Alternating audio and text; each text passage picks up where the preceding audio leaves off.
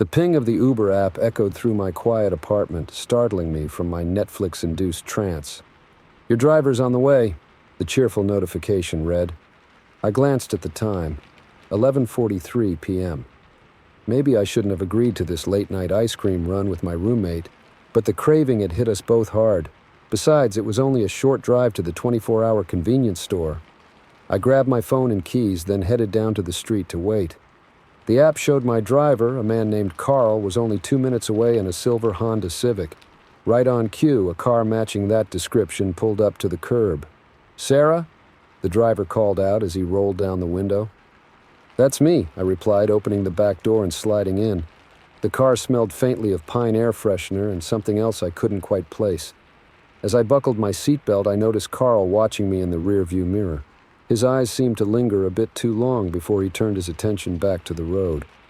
"Where to?" he asked, his voice gruff. "The Quick Mart on 5th and Oak," I said, already pulling up my roommate's ice cream preferences on my phone. Carl grunted in acknowledgement and pulled away from the curb. We drove in silence for a few minutes, the only sound the low hum of talk radio from the car's speakers. I was about to lose myself in my phone when I realized we had turned onto an unfamiliar street. I think you might have missed a turn," I said, trying to keep my voice casual. "The Quick Mart is the other way." Carl's eyes flicked to the rearview mirror again. "Shortcut," he muttered. "Construction on the main road." I frowned, not recalling any recent construction, but decided not to push it. Maybe he knew something I didn't. Still, an uneasy feeling began to creep over me as we continued down the dark, tree-lined street. The houses here were few and far between, their windows dark and uninviting. My phone buzzed with a text from my roommate. "Where are you? The app shows you going the wrong way." I swallowed hard, my fingers hovering over the keyboard. Should I tell her something was wrong? Was I overreacting? Before I could decide, Carl made another turn onto an even narrower road. The streetlights here were few and far between, casting long shadows across the cracked pavement. We were definitely heading away from town now. "Excuse me," I said, my voice stronger this time. "This isn't the way to the Quick Mart. I'd like you to turn around, please." Carl's grip tightened on the steering wheel, his knuckles turning white. "Like I said, it's a shortcut." "No, it's not," I insisted, fear now evident in my voice. "Stop the car. I want to get out." He didn't respond, just pressed down harder on the accelerator. The trees on either side of the road became a dark blur as we sped along. My heart pounded in my chest as I realized the gravity of my situation. I was trapped in a car with a stranger who was taking me God knows where. My mind raced through possible scenarios, each one more terrifying than the last. I fumbled with my phone, trying to call 911, but my shaking fingers kept missing the buttons. Worse, I noticed the signal bars dropping rapidly as we drove further from civilization. "Please," I said, hating the way my voice cracked. "Just let me out. I won't report you or anything, I promise." Carl's eyes met mine in the mirror again. This time there was no mistaking the malevolent gleam in them. "Can't do that, Sarah," he said, his voice eerily calm. "We've got places to be." A sob caught in my throat as I realized he had used my name. This wasn't some random act of opportunity. He had been waiting for me, specifically. My survival instincts kicked in, overriding my fear. I had to do something, anything, to get out of the situation. I glanced at the door handle, wondering if I could tuck and roll at this speed without killing myself. As if reading my mind, Carl hit the central locking button. The sound of the doors locking was like a gunshot in the quiet car. "Don't do anything stupid," he warned. "It'll only make things worse for you." I let out a shaky breath, trying to think clearly through the panic clouding my mind. What would the heroines in all those true crime podcasts I listened to do? Stay calm, I told myself. Observe everything. Look for opportunities. I forced myself to take in every detail of my surroundings. The car was clean, almost obsessively so. No personal items in sight, not even a stray receipt or coffee cup. The pine scent was stronger now, as if Carl had recently applied more air freshener. Was he trying to cover up another smell? I shuddered at the thought and focused instead on Carl himself. He was older than his profile picture had suggested, probably in his late 40s. His hair was graying at the temples, and he had deep lines around his mouth and eyes. He wore a plain black t-shirt and jeans with a watch on his left wrist that looked expensive. As I studied him, I noticed something that made my blood run cold. There was a faint smear of something dark on the cuff of his right sleeve. In the dim light, it looked horribly like dried blood. I must have made a sound because Carl's eyes darted to the mirror again. "Getting a good look, are you?" he asked, a hint of amusement in his voice. "Like what you see." I shrank back against the seat, wishing I could melt into the upholstery. "Please," I whispered. "I have family, friends. They'll be looking for me." Carl chuckled, a sound devoid of any real humor. "Oh, I'm counting on it," he said. "That's half the fun." His words sent a chill down my spine.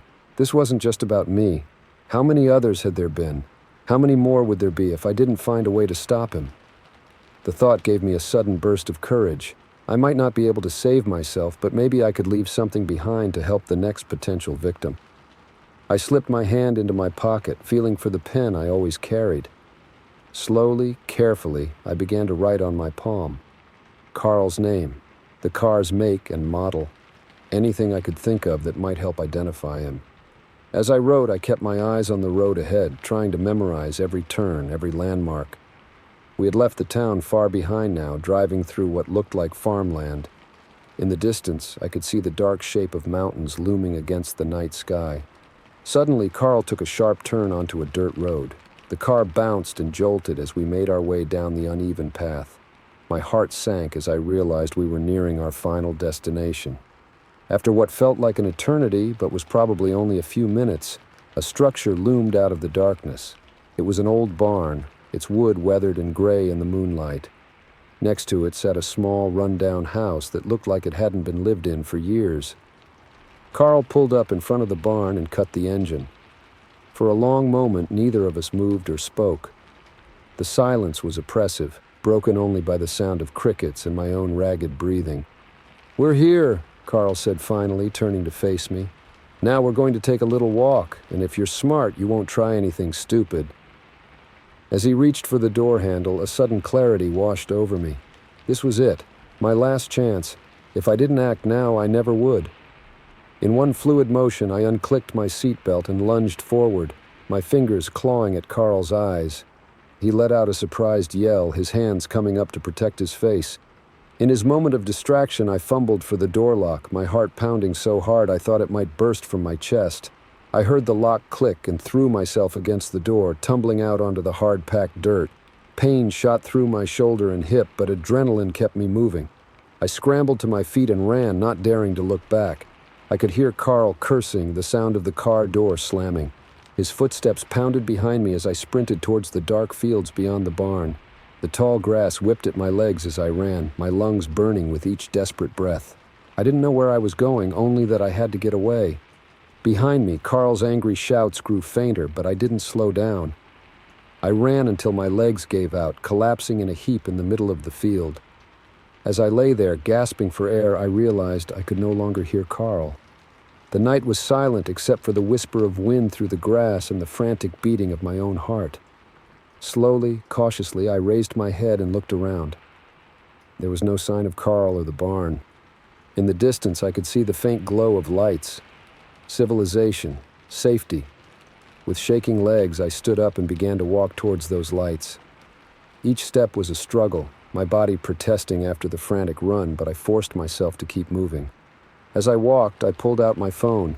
The screen was cracked from my fall, but it still worked. With trembling fingers, I dialed 911. 911, what's your emergency? A calm voice answered. I need help, I said, my voice hoarse. I was kidnapped by my Uber driver. I got away, but I don't know where I am. As I relayed what had happened to the dispatcher, I felt a mix of relief and disbelief wash over me. I had escaped. I was alive. But I knew the nightmare wasn't over. Carl was still out there, and there would be others like him. As I waited for the police to find me, I made a silent vow. I would do whatever it took to make sure he was caught, and then I would dedicate myself to helping others stay safe. The night that was supposed to end with ice cream had changed my life forever, but I had survived, and that was a start. Story 2. The headlights cut through the fog like dull knives, barely illuminating the empty road ahead. I'd been on patrol for hours, and the monotony of the night shift was starting to wear on me. That's when I saw it. A sedan flying past, easily doing 20 over the limit. Finally, some action. I flipped on my lights and siren, pulling out onto the highway. The car ahead didn't slow down immediately, and for a moment I thought I might have a chase on my hands, but after a few seconds the brake lights flashed and the vehicle began to decelerate, pulling onto the shoulder. As I approached the car, something felt off. Maybe it was the way the driver's silhouette seemed to be moving erratically, or how the car rocked slightly even after coming to a full stop. My hand instinctively moved to rest on my holster as I stepped out of the cruiser. "Evening, folks," I called out, my voice steady despite the unease growing in my gut. "License and registration, please." The driver's window rolled down slowly, revealing a woman in her mid-30s. Her eyes were wide, darting back and forth between me and the rearview mirror. Her hands trembled as she fumbled with her purse. "Officer," she said, her voice barely above a whisper, "I'm so sorry for speeding. I need help." I leaned in closer, my flashlight beam sweeping the interior of the car. "Ma'am, are you all right? What seems to be the problem?" She glanced at the rearview mirror again, then looked directly at me. "There's someone in my back seat," she mouthed silently, her eyes pleading. My heart rate spiked, but years of training kicked in. I kept my expression neutral, not wanting to alert any potential threat. "Step out of the vehicle, please," I said calmly, opening her door and helping her out. As soon as she was clear, I positioned myself to see into the back seat, one hand on my weapon. But as my flashlight beam cut through the darkness of the car's interior, I saw nothing. The back seat was empty. Confusion replaced my initial surge of adrenaline. I did a double take, sweeping my light across the seats again. Still nothing. No person, no movement, not even a shadow that could be mistaken for a human figure. I turned back to the woman who was hugging herself tightly, shivering despite the mild night air. "Ma'am, there's no one in your back seat." Her eyes widened even further, if that was possible. "What? No, that's not—" "They were there. I swear they were there." Her voice rose in pitch, edged with hysteria. I held up a hand, trying to project calm. "Let's take a breath, all right? Why don't you tell me exactly what happened?" She nodded, taking a shaky breath. "I was driving home from my late shift at the hospital. I'm a nurse," she added, as if that detail might lend credibility to her story. "About 10 miles back, I glanced in my rearview mirror and saw someone sitting in my back seat. A man, I think. I couldn't see his face clearly, but he was just there." I nodded, encouraging her to continue. "I nearly crashed," she went on, "but I was afraid to stop. I thought if I could just get to a populated area or find a police officer." She trailed off, looking at me hopefully. "And that's when you sped past me," I finished for her. She nodded. I frowned, mulling over her story. It wasn't unheard of for people to hide in back seats, but how could someone vanish into thin air? "Ma'am, have you been drinking tonight or taking any medications?" She shook her head vehemently. "No, nothing like that. I know how it sounds, but I swear I'm not crazy. He was there." I held up a placating hand. "I'm not saying you're crazy. Let's just take another look, all right?" She nodded reluctantly, and I opened the rear door of her car. The beam of my flashlight played over the empty seats, the floor even sweeping across the ceiling of the car. Nothing seemed out of place. That's when I noticed it. A faint scuffing sound, barely audible over the woman's nervous breathing and the distant whoosh of passing cars. I cocked my head, trying to pinpoint the source. "Do you hear that?" I asked. The woman froze, listening intently. After a moment, she nodded, her face paling. I traced the sound, moving around to the back of the car. As I approached the trunk, the noise became more distinct, a scratching, almost like— "Ma'am," I said, keeping my voice level, "I'm going to need you to open your trunk." Her hand flew to her mouth. "Oh, God," she whispered. With trembling hands, she retrieved her keys and moved to the back of the car. I positioned myself slightly behind her, one hand on my weapon, the other holding my flashlight at the ready. The trunk lock clicked, and she slowly raised the lid. For a moment, neither of us moved. The trunk was empty, save for a spare tire and a few reusable grocery bags. But there, on the inside of the trunk lid, were fresh scratch marks. Long, ragged lines carved into the metal, as if someone had been clawing desperately to get out. Jesus. I breathed, leaning in for a closer look. The marks were unmistakable, and a chill ran down my spine as I imagined the terror and desperation of someone trapped in that dark, confined space. The woman let out a choked sob beside me. "I don't understand," she said, her voice quavering. "How is this possible? There was someone in my back seat. I know there was." I straightened up, my mind racing. "Ma'am, I need you to think carefully. Did you stop anywhere between leaving work and when you first noticed the person in your back seat?" She shook her head, then paused. "Well, I did stop for gas right after my shift, but I didn't leave my car. I just paid at the pump and left." "And you're certain your doors were locked? Your trunk?" "Yes, I always lock up. It's habit." I nodded, trying to piece together this bizarre puzzle. "All right, here's what we're going to do. I'm going to call this in and request backup. We'll need to process your car as a potential crime scene. In the meantime, I'd like you to sit in my cruiser where it's safe." As I led her to my patrol car, my radio crackled to life. "All units be advised, we have reports of an escaped prisoner in the vicinity of County Road 27. Suspect is considered dangerous. Approach with caution." I froze, my blood running cold. County Road 27 was less than a mile from where we were standing. The woman must have seen the change in my expression. "What is it?" she asked, her voice tight with fear. I hesitated, not wanting to alarm her further, but knowing she needed to be aware of the potential danger. "There's an escaped prisoner in the area," I said as calmly as I could. "It's possible they may have hitched a ride in your car." Her face went ashen. "Oh God," she whispered. What if they're still here somewhere?" I scanned our surroundings, suddenly acutely aware of how exposed we were on this dark, lonely stretch of highway.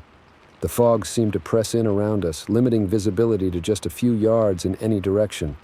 Anything or anyone could be lurking just beyond that misty veil. "Let's get you in the cruiser," I said, ushering her quickly to the passenger side. "Lock the doors and don't open them for anyone but me, understand?" She nodded, climbing in and immediately engaging the locks.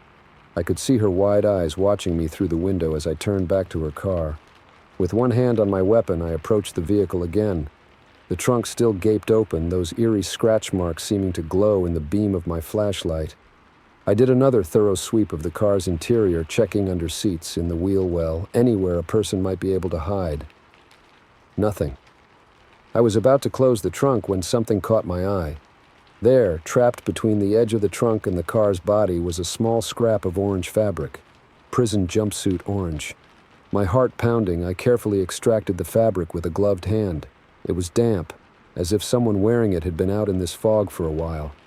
The sound of an approaching vehicle made me spin around, hand flying to my holster. But it was just a passing truck, its headlights briefly illuminating the area before fading into the distance. I took a deep breath, trying to calm my nerves. This situation was getting more bizarre and potentially dangerous by the minute. I needed backup, and I needed it now. As I reached for my radio to call in, movement in my peripheral vision made me freeze. There, just at the edge of the fog, I could swear I saw a figure, a man, tall and lean, standing perfectly still. I blinked and he was gone. My radio crackled again, making me jump. "Unit 17, what's your 20? We've got reports of a suspicious individual near your last known location." I keyed the mic, my eyes still scanning the misty darkness around me. "Dispatch, this is Unit 17. I'm on Highway 16, mile marker 42. I've got a possible connection to our escaped prisoner. Requesting immediate backup and crime scene unit. Copy that, Unit 17. Backup is en route. ETA 10 minutes. 10 minutes. A lot could happen in 10 minutes. I turned back to my cruiser, intending to check on the woman. But as my flashlight beam swept across the passenger window, my blood ran cold. The seat was empty. The door was still locked, but the woman was gone. For a moment, I stood there, frozen in disbelief. Then training kicked in, and I was moving, circling the cruiser, searching for any sign of her. "Ma'am?" I called out, my voice swallowed by the fog. "Ma'am, can you hear me?" Silence. I was about to radio in again when I heard it. A muffled cry coming from the direction of her car. I sprinted over, weapon drawn. The trunk was closed. With my heart in my throat, I reached for the latch, acutely aware of my vulnerability. In that moment, as I prepared to face whatever nightmare awaited me, one thought echoed in my mind. Sometimes the monsters we fear are all too real. Story 3. I never thought I'd be afraid of a passenger, but here I was, white-knuckling the steering wheel, praying for this ride to end. It started like any other night. I'd been driving for Uber for about 6 months, picking up the usual mix of partygoers, airport travelers, and late-night workers. The ping came in around 11:30 p.m., nothing unusual for a Friday night in the city. I pulled up to the address, a dimly lit apartment complex on the outskirts of town. The area wasn't great, but I'd picked up from worse places. I double-checked the app. Pick up Mark. A figure emerged from the shadows, hunched over and moving quickly. As he approached, I could see it was a man in his 30s wearing a dark hoodie pulled low over his face. He yanked open the back door and practically dove into the seat. "You Mark?" I asked, glancing in the rearview mirror. He nodded jerkily, not meeting my eyes. "Yeah, that's me. Let's go." Something about his demeanor set me on edge, but I brushed it off. I'd had plenty of awkward or antisocial passengers before. "Where to?" I asked, trying to keep my tone light. Mark mumbled an address, and I punched it into the GPS. My eyebrows raised involuntarily. It was way out in the sticks, easily a 45-minute drive. "Long trip," I commented, pulling away from the curb. "Visiting family?" He grunted something unintelligible in response. "Okay, not a talker, fine by me." We drove in silence for about 10 minutes, leaving the city behind and entering the darker, more rural outskirts. I kept glancing in the rearview mirror, unable to shake my unease. Mark was fidgeting constantly, alternating between staring out the window and checking his phone. As we passed under a streetlight, something caught my eye, a dark stain on the sleeve of his hoodie. At first, I thought it might be water or some other spilled drink, but as we passed another light, I saw it clearly, the unmistakable rusty brown of dried blood. My heart rate spiked. I gripped the wheel tighter, forcing myself to keep my eyes on the road. It could be nothing, I told myself. Maybe he'd gotten into a bar fight. Maybe he worked in a kitchen and it was just sauce. Maybe... A car honked behind us, and I realized I'd been drifting into the other lane. I corrected quickly, muttering an apology. "Everything okay?" Mark asked, his voice tight. "Yeah, sorry about that," I said, trying to sound casual. "Just a bit tired." "Long night?" He grunted again, then leaned forward slightly. "Actually, can we change the destination? I need to make a stop first." Alarm bells were ringing in my head now. Every instinct told me to refuse, to pull over and end the ride, but fear kept me going. What if I was wrong? What if I offended him and he reported me? I'd lose my job, my income. "Sure," I heard myself say, my voice sounding distant to my own ears. "Where to?" He rattled off an address, and I input it with trembling fingers. The new destination was even more remote, down a service road that wound through dense forest. The silence in the car was oppressive. I could hear Mark's breathing, slightly elevated. Was he nervous? Excited? My mind raced with possibilities, each one worse than the last. I cleared my throat. "So, what takes you out this way so late?" There was a long pause before he answered. "Meeting someone." "Oh yeah? Friend of yours?" Another pause. "Something like that." I nodded, as if this was a perfectly normal conversation. My palms were sweating now, slipping slightly on the wheel. I needed to do something, to call for help somehow. But how? My phone was mounted on the dashboard, clearly visible. If I tried to send a message or call 911, he'd surely see.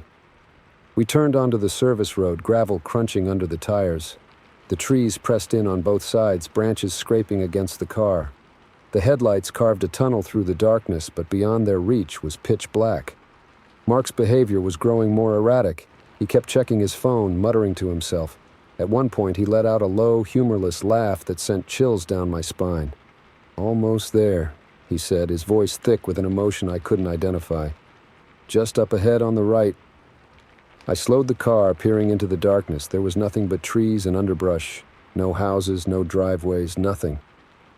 "I don't see anything," I said, my voice cracking slightly. "Trust me, it's there. Just pull over here." Every instinct screamed at me to floor it, to get the hell out of there. But fear paralyzed me. I eased the car onto the shoulder, gravel crunching under the tires. "Great, thanks," Mark said. He made no move to get out of the car. The silence stretched for what felt like an eternity. I could hear my own heartbeat pounding in my ears. "So," I finally managed, my mouth dry. "This is the stop?" Mark leaned forward, his face appearing in the rearview mirror. For the first time, I got a good look at him. His eyes were wild, pupils dilated. A sheen of sweat covered his forehead. "Yeah," he said, his voice low. "This is the stop." My hand inched towards the door lock, but before I could reach it, Mark spoke again. "I need your help with something." I froze, my blood running cold. "What? What kind of help?" He reached into his pocket, and for one terrifying moment I thought he was pulling out a weapon. Instead, he produced a crumpled piece of paper. "I need you to deliver this," he said, thrusting the paper towards me. With shaking hands, I took it. It was an address scrawled in messy handwriting. "I don't understand," I said, confusion momentarily overriding my fear. Mark leaned back, running a hand through his hair. "I've done something bad, really bad. I need you to take that to the address. Tell them Mark sent you. They'll know what to do." My mind reeled, struggling to process what was happening. "Why can't you do it yourself?" He laughed, a hollow, desperate sound. "Because I won't be around much longer." As if on cue, the sound of sirens pierced the night air, distant but growing closer. Mark's eyes widened in panic. "They found me. Shit, they found me." He fumbled with the door handle, practically falling out of the car. Before he slammed the door, he locked eyes with me one last time. "Please," he said, his voice cracking. "Deliver the message. It's important." Then he was gone, crashing into the underbrush. The sirens grew louder, and I saw the flash of red and blue lights through the trees. I sat there, frozen, clutching the piece of paper. My mind was a whirlwind of confusion and terror. What had I just been involved in? What was on this paper? Should I wait for the police? The decision was made for me as two police cruisers roared past, not even slowing as they passed my parked car. They were focused on their pursuit, and I was just another vehicle on the side of the road. With trembling hands, I put the car in drive and pulled back onto the road, heading in the opposite direction of the sirens. I drove in a daze, barely aware of my surroundings, the crumpled paper burning a hole in my pocket. It wasn't until I was miles away, parked in a 24-hour diner parking lot, that the full weight of what happened hit me. I broke down, sobs racking my body as the adrenaline wore off. When I finally calmed down, I pulled out the paper and smoothed it out. The address meant nothing to me, but I knew I had a decision to make. Do I go to the police? Do I deliver the message as asked? Or do I burn the paper and try to forget this night ever happened? As I sat there, the first light of dawn breaking on the horizon, I realized one thing for certain. This would be my last night as an Uber driver. Whatever I decided to do next, I knew my life would never be the same. Story 4. The flashing red and blue lights in our rearview mirror shattered the monotony of our cross-country drive. My husband Jake cursed under his breath as he eased our overloaded SUV onto the shoulder of the desolate highway. "Were you speeding?" I asked, peering into the side mirror at the patrol car behind us. Jake shook his head, a puzzled look on his face. "No way. I've had cruise control set to 65 this whole time." As the patrol car door opened, an uneasy feeling settled in the pit of my stomach. Something about this didn't feel right. I watched in the side mirror as a figure emerged from the car. He was tall and broad-shouldered, wearing what looked like a police uniform. But as he approached our vehicle, I noticed something off about his appearance. The uniform seemed ill-fitting, hanging loosely on his frame. The badge on his chest caught the light from our taillights, but it didn't have the usual shine I'd expect. "Evening, folks," the officer said, leaning down to peer into our window. His voice was gruff, with an accent I couldn't quite place. "License and registration, please." Jake fumbled in his wallet for his license, then reached across me to grab the registration from the glove compartment. As he handed the documents over, I studied the officer's face. His eyes were hidden behind mirrored sunglasses, despite the fact that it was nearly midnight. A day's worth of stubble shadowed his jaw, and there was a small scar just below his left ear. "What seems to be the problem, officer?" Jake asked, his voice steady despite the tension I could feel radiating from him. The officer didn't respond immediately. He studied Jake's license with exaggerated care, then slowly shifted his gaze to me. I felt a chill run down my spine as those mirrored lenses seemed to bore into me. "Step out of the vehicle, please," he said finally, his tone leaving no room for argument. Jake and I exchanged a worried glance. This definitely wasn't standard procedure for a routine traffic stop. "Is there a reason you need us to get out, sir?" Jake asked, his hand tightening on the steering wheel. The officer's mouth tightened into a thin line. "I won't ask again. Both of you, out of the car, now." My heart was pounding so hard I was sure the officer could hear it. As Jake reached for his seatbelt, I grabbed his arm. "Wait," I whispered urgently. "Something's not right. His uniform, it doesn't look real." Jake paused, his eyes widening as he took a closer look at the officer. I could see the moment realization dawned on him. "Sir," Jake said, his voice carefully controlled, "I'm going to need to see some identification. Could you please call for backup so we can verify—" Before Jake could finish his sentence, the officer reached for something at his hip. In the dim light, I caught the glint of metal. "Get down," I screamed, yanking Jake towards me just as a gunshot shattered our driver's side window. Glass rained down on us as Jake slammed the car into drive. The engine roared to life and we lurched forward, tires squealing on the asphalt. I risked a glance back and saw the man running towards his car. It wasn't a patrol vehicle at all, just an old sedan with a light bar hastily attached to the roof. "Oh my God," I chanted, my voice high and panicky. "Jake, he's coming after us!" Jake's knuckles were white on the steering wheel as he pushed our SUV to its limits. The speedometer crept past 90, then 100. The headlights of the fake cop car grew larger in our rearview mirror. "Call 911, Jake said, his voice tight with concentration. "Tell them what's happening." With shaking hands, I pulled out my phone. To my horror, there was no signal. We were in the middle of nowhere with no help in sight. "No service," I choked out, fighting back tears of frustration and fear. Jake swore, swerving to avoid a pothole in the road. The move caused our pursuer to fall back slightly, but he was still gaining on us. "There's a map in the glove compartment," Jake said. "See if you can find any towns nearby. We need to find people, civilization, anything." I fumbled with the map, trying to orient ourselves based on the last road sign we'd passed. It was nearly impossible to read in the dark car with my hands shaking so badly. I think there's a small town about 20 miles ahead," I said, squinting at the tiny print. "We're not going to make it," Jake said grimly. "This guy's car is faster and we're weighed down with all our stuff." As if to emphasize his point, another gunshot rang out. This time it pinged off the back of our SUV. "We need to lose him," I said, my mind racing. "What about that turnoff we passed a few miles back, the one for the state park?" Jake's eyes lit up. "Brilliant. Hold on tight. Aye." Without warning, he slammed on the brakes and yanked the steering wheel hard to the left.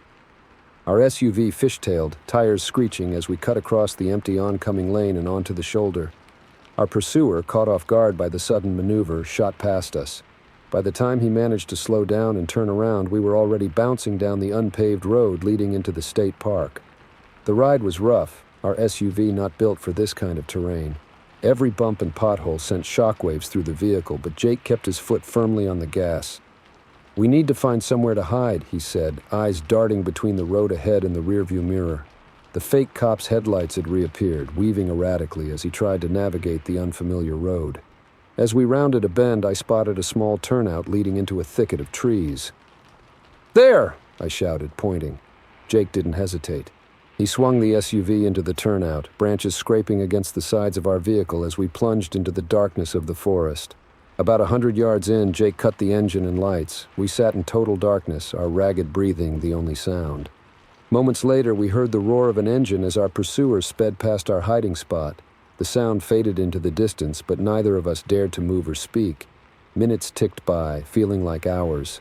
Every rustle of leaves, every snap of a twig had me jumping, sure that the man had found us. Finally, after what must have been at least an hour, Jake spoke. "I think he's gone," he whispered. I nodded, then realized he couldn't see me in the dark. "What do we do now?" I asked, my voice barely audible. "We can't stay here," Jake said. "But we can't go back to the highway either. He might be waiting for us." As we sat there, trying to come up with a plan, a new sound reached our ears.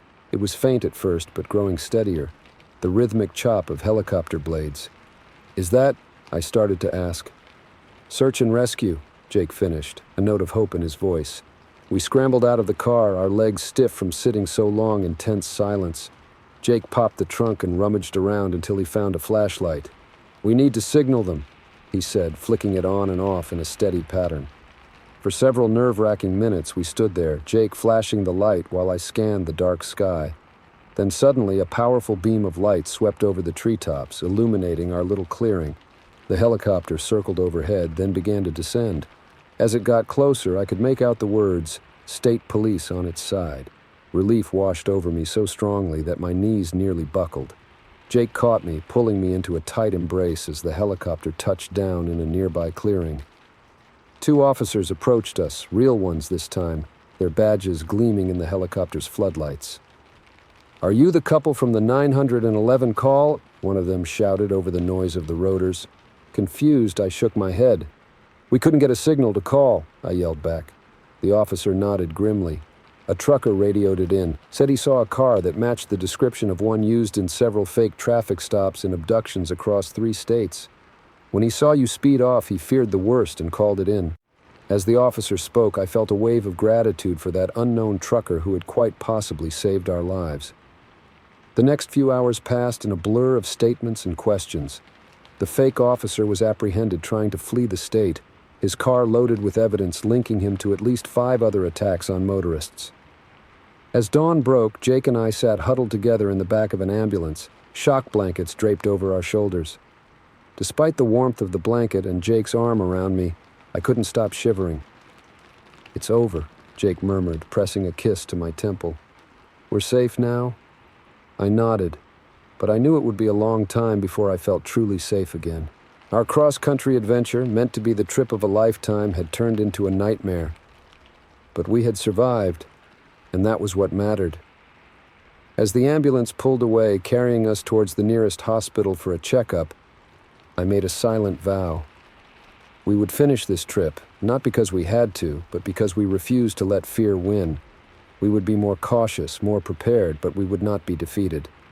The open road had shown us its darkest side, but it had also shown us the best of humanity in that trucker who had cared enough to make a call. Somehow, we would find a way to pay that kindness forward.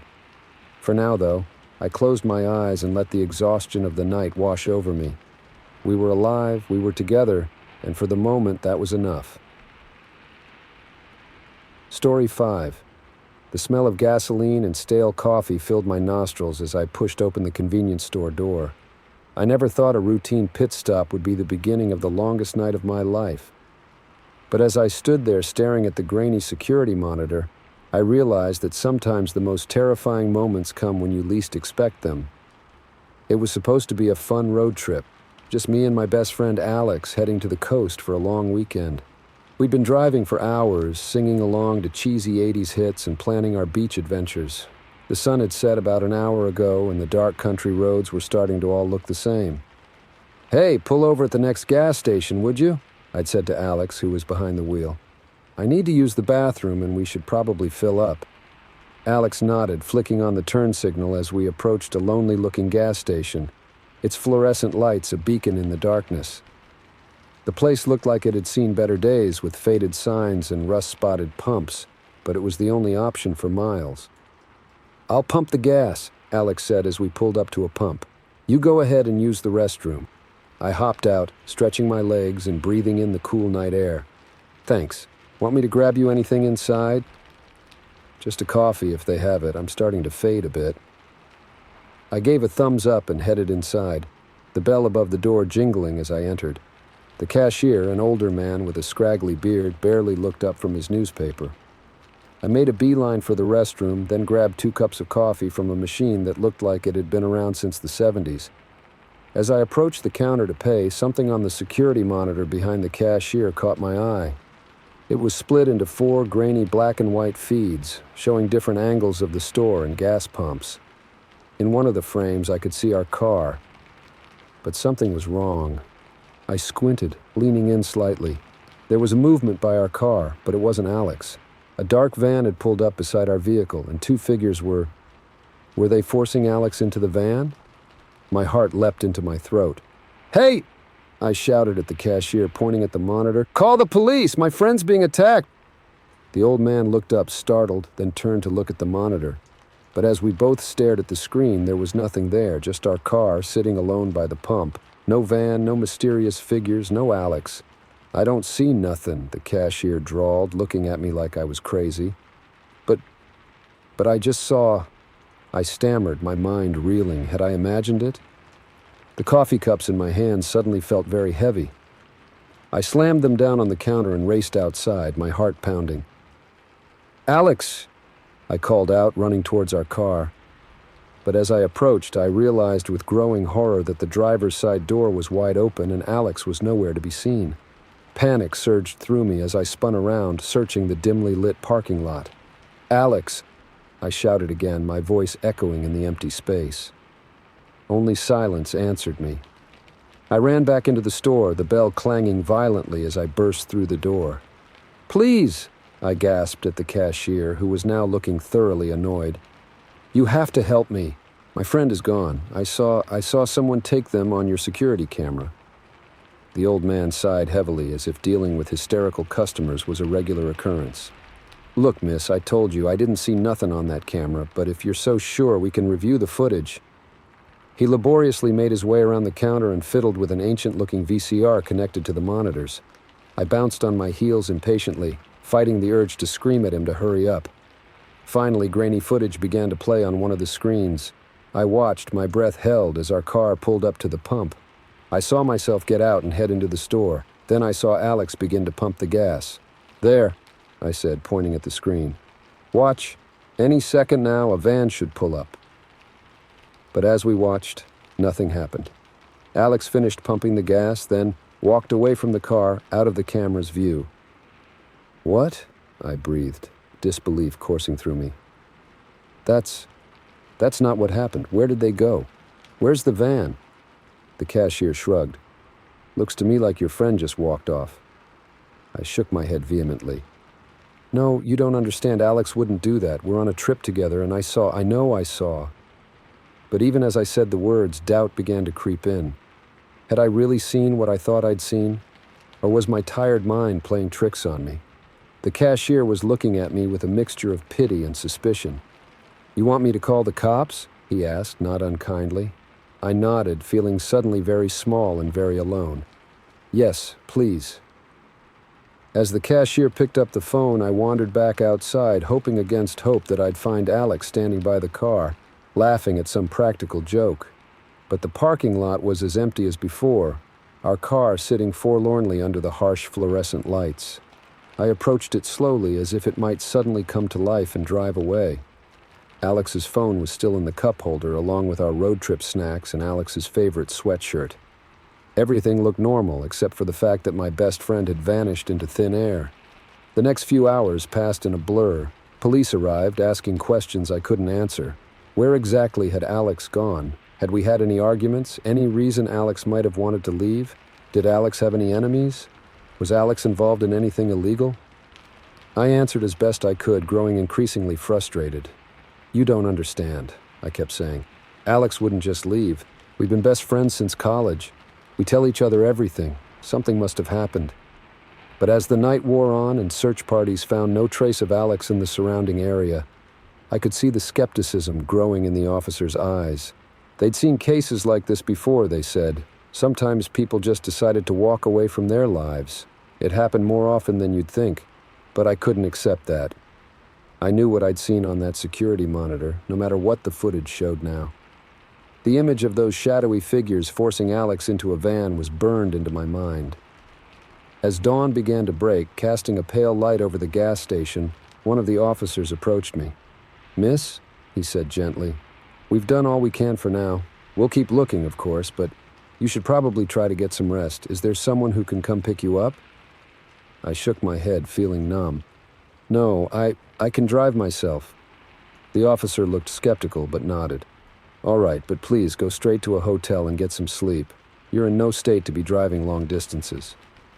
I nodded absently, already walking towards our car. My car now, I supposed. As I slid into the driver's seat, I was acutely aware of the empty space beside me. Alex's scent still lingered, a faint mix of cologne and the mint gum they always chewed. I sat there for a long moment, key in the ignition, unsure of what to do next. Part of me wanted to start driving and never stop, as if I could somehow outrun this nightmare. Another part wanted to stay right here, convinced that if I waited long enough, Alex would reappear as mysteriously as they'd vanished. As I finally started the engine, my eye caught something in the rearview mirror. For a split second, I could have sworn I saw a dark van in the distance, just disappearing around a bend in the road. My heart leapt, and I threw the car into reverse, tires squealing as I whipped around. But as I reached the bend, there was nothing there, just an empty road stretching out into the distance, mocking me with its normalcy. I pulled over, my hands shaking on the steering wheel. Tears that I'd been holding back for hours finally spilled over, and I let out a choked sob. What had happened to Alex? Was I losing my mind? As the sun climbed higher in the sky, I made a decision. I couldn't leave, couldn't go back to our normal lives as if nothing had happened.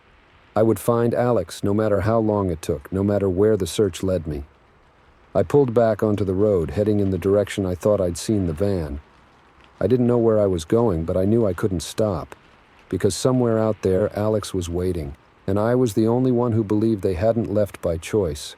As I drove, I couldn't shake the feeling that I was being watched. Every car I passed, every shadow on the road seemed to hold a potential threat, but I pressed on, fueled by determination and fear in equal measure. This lonely highway had taken my best friend. Now it was up to me to unravel its secrets and bring Alex home. Story 6, I should have listened to my gut when it told me to keep driving. But after 8 hours on the road, my bladder was screaming and the gas gauge was flirting with empty. The neon 24-hour sign of the small gas station glowed like a beacon in the darkness of the desert night. I had no choice but to pull over. I'd always prided myself on being a savvy solo traveler. At 28, I'd crisscrossed the country more times than I could count, always preferring the freedom of the open road to the hassle of airports. But as I guided my beat-up Honda Civic into the dimly lit lot, a sense of unease settled over me like a heavy blanket. The station was a relic from another era, all faded paint and rusty pumps. A flickering fluorescent light buzzed overhead, attracting a swarm of moths. The only other vehicle in sight was an ancient pickup truck parked at an odd angle near the building. I took a deep breath, trying to shake off my nervousness. It's just a gas station, I told myself. You've stopped at hundreds just like it. As I got out of the car, the desert air hit me like a slap. Even at night, the heat was oppressive, clinging to my skin. I stretched, my joints popping after the long drive. The station door chimed as I entered, the sound unnaturally loud in the quiet night. The interior was just as dated as the outside, with yellowed linoleum floors and shelves stocked with dusty snacks and motor oil. Behind the counter stood a man who looked as old and weathered as the station itself. His deeply lined face split into a wide grin as I approached, revealing a mouthful of tobacco-stained teeth. "Evening, miss," he drawled, his eyes roving over me in a way that made my skin crawl. "What brings you out this way so late?" I forced a polite smile. "Just passing through. Need to use the restroom and fill up my tank." He nodded slowly, still grinning. "Restroom's out back. Gotta come inside to pay for the gas, though. Cash only." I hesitated. I always paid at the pump with my card. "I don't have cash," I said. "Is there an ATM?" The attendant's grin widened. "Broke down last week, but don't you worry. I'm sure we can figure something out." Every instinct told me to leave, to get back in my car and take my chances with finding the next station. But my bladder was insistent, and I knew I wouldn't make it much further without gas. "Okay," I said reluctantly. "I'll use the restroom first, then we can sort out the payment." He nodded, pointing to a door at the back of the store. "Right through there, sweetheart." I hurried to the restroom, trying to ignore the attendant's eyes on my back. The bathroom was tiny and grimy, but I was too desperate to care. As I washed my hands, I caught my reflection in the cracked mirror. My long brown hair was a mess, and dark circles shadowed my green eyes. I looked as tired as I felt. When I emerged, the attendant was no longer behind the counter. I glanced around the empty store, a tendril of fear curling in my stomach. "Hello?" I called out. No response. I walked to the front door, planning to go to my car and get my phone. Maybe I could find another station nearby with card payment. But when I pushed on the door, it didn't budge. Panic rose in my throat as I realized the door was locked. I pushed harder, then pulled, but it was no use. I was trapped. "Having some trouble there, miss." I whirled around to see the attendant standing behind me, that unsettling grin still plastered on his face. He must have come from a back room. "The door's locked," I said, fighting to keep my voice steady. "Could you open it, please? I think I'll find another station." He tisked, shaking his head. Now, don't be hasty. We still need to sort out your payment, remember?" My heart was pounding so hard I was sure he could hear it. "Look, I'm sorry, but I really need to go. Please unlock the door." Instead of moving towards the door, he took a step closer to me. "It's dangerous out there for a pretty young thing like you. Why don't you stay a while? We can get to know each other better." I backed away, my eyes darting around for a weapon, an escape route, anything. The store suddenly felt tiny, the walls closing in. "I don't want any trouble," I said, my voice shaking. "Just let me leave and we'll forget this ever happened." He laughed, a harsh, grating sound. "Oh, sweetheart, the trouble's already here." As he reached for me, survival instinct kicked in. I grabbed a can of motor oil from a nearby shelf and hurled it at his head. It caught him off guard, striking his temple with a dull thud. He stumbled, cursing. I didn't wait to see if he'd fall. I sprinted for the back of the store, praying for another exit. There, a door marked "Employees Only." I slammed into it, twisting the knob desperately. To my immense relief, it opened. I found myself in a small stockroom, dimly lit by a single bare bulb. Boxes and crates were stacked haphazardly, creating a maze-like environment. Behind me, I heard the attendant recovering, his heavy footsteps approaching. "You shouldn't have done that, girl," he growled. "Now I'm going to have to teach you a lesson." I ducked behind a stack of boxes, trying to control my panicked breathing. "Think," I told myself. "There has to be a way out." As I scanned the room, my eyes fell on a small window near the ceiling. It was grimy and probably hadn't been opened in years, but it was my only chance. I began to climb the stacks of boxes, wincing at every creak and rustle. The attendant was in the stockroom now, moving slowly, searching for me. "Come on out, sweetheart," he called, his voice sickly sweet. "You're only making this harder on yourself." I reached the window, my fingers scrabbling at the rusty latch. It was stuck fast, refusing to budge. Tears of frustration welled in my eyes as I heard the attendant getting closer. In desperation, I grabbed a heavy can from a nearby shelf and smashed it against the window. The glass shattered, the sound impossibly loud in the quiet room. "There you are!" the attendant shouted triumphantly. I didn't look back. I pulled myself up, ignoring the sting of broken glass cutting my palms. The window was small, barely big enough for me to squeeze through. For a terrifying moment, I thought I was stuck.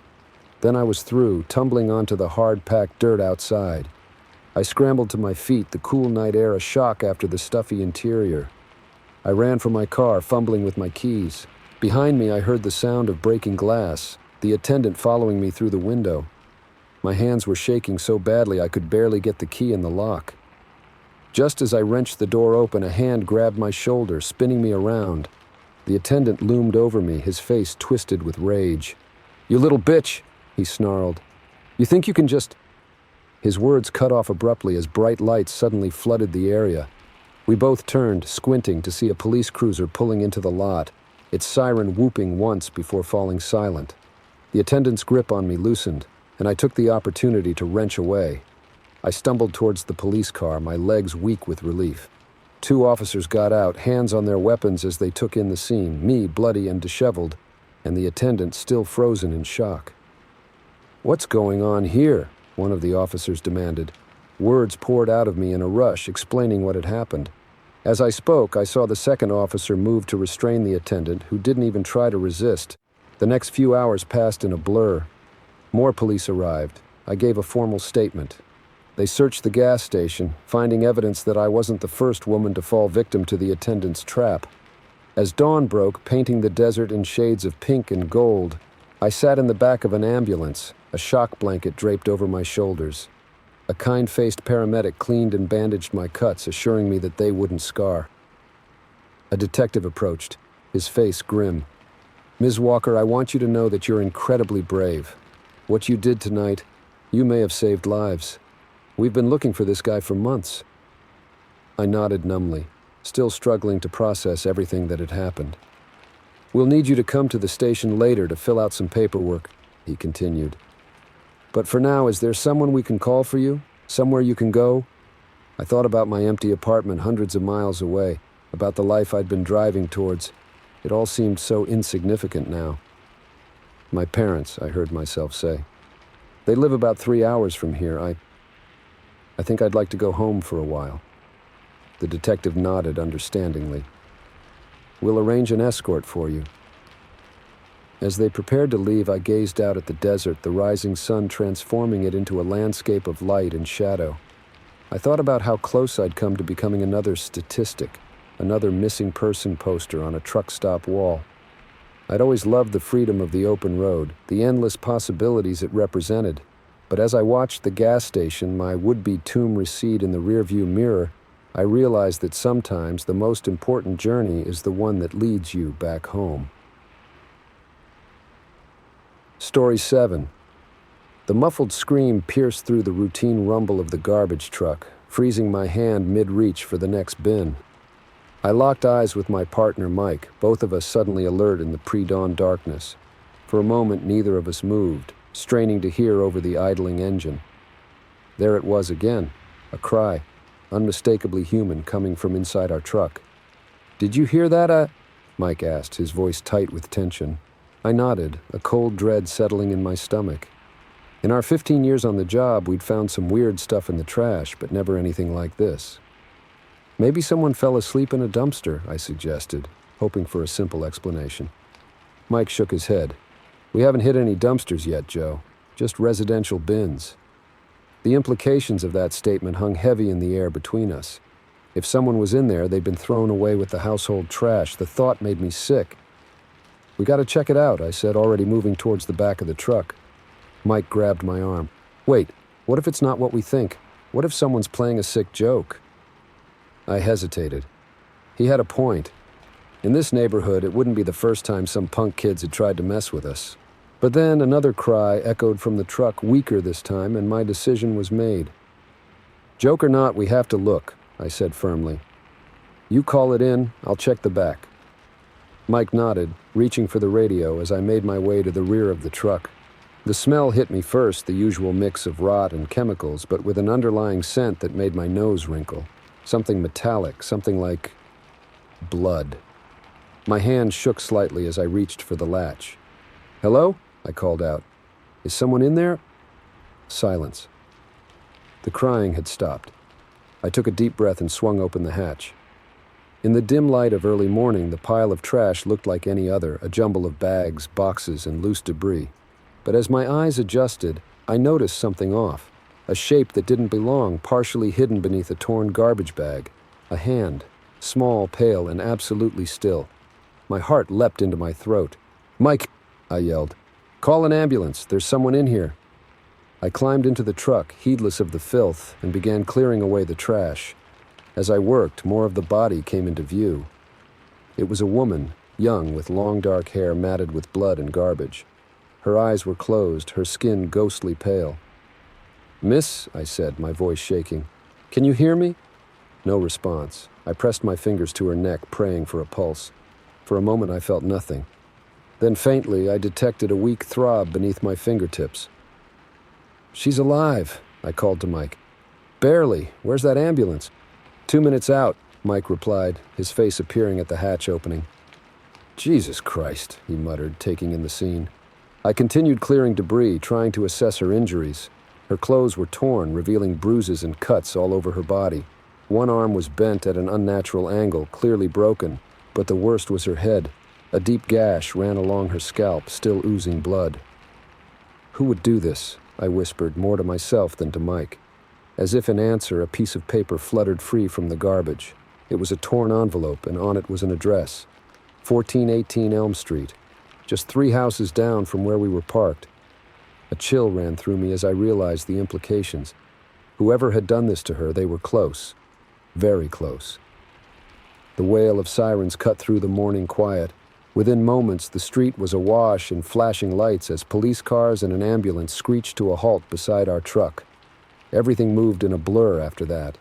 Paramedics swarmed the truck, carefully extracting the woman and rushing her to the ambulance.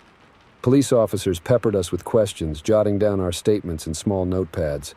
I handed the envelope to a detective, explaining where I'd found it. His eyes narrowed as he read the address. "Good work," he said grimly. "We'll check it out. You two stay here. We may have more questions." Mike and I watched as a group of officers approached 1418 Elm Street, hands on their holstered weapons. The street had come alive now, curious neighbors peering out from behind curtains, trying to piece together what was happening. "You think whoever lives there did this to her?" Mike asked, his voice low. I shrugged, feeling sick to my stomach.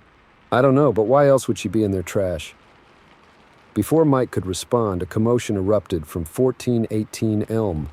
The front door burst open, and a man came tearing out, shoving past the officers.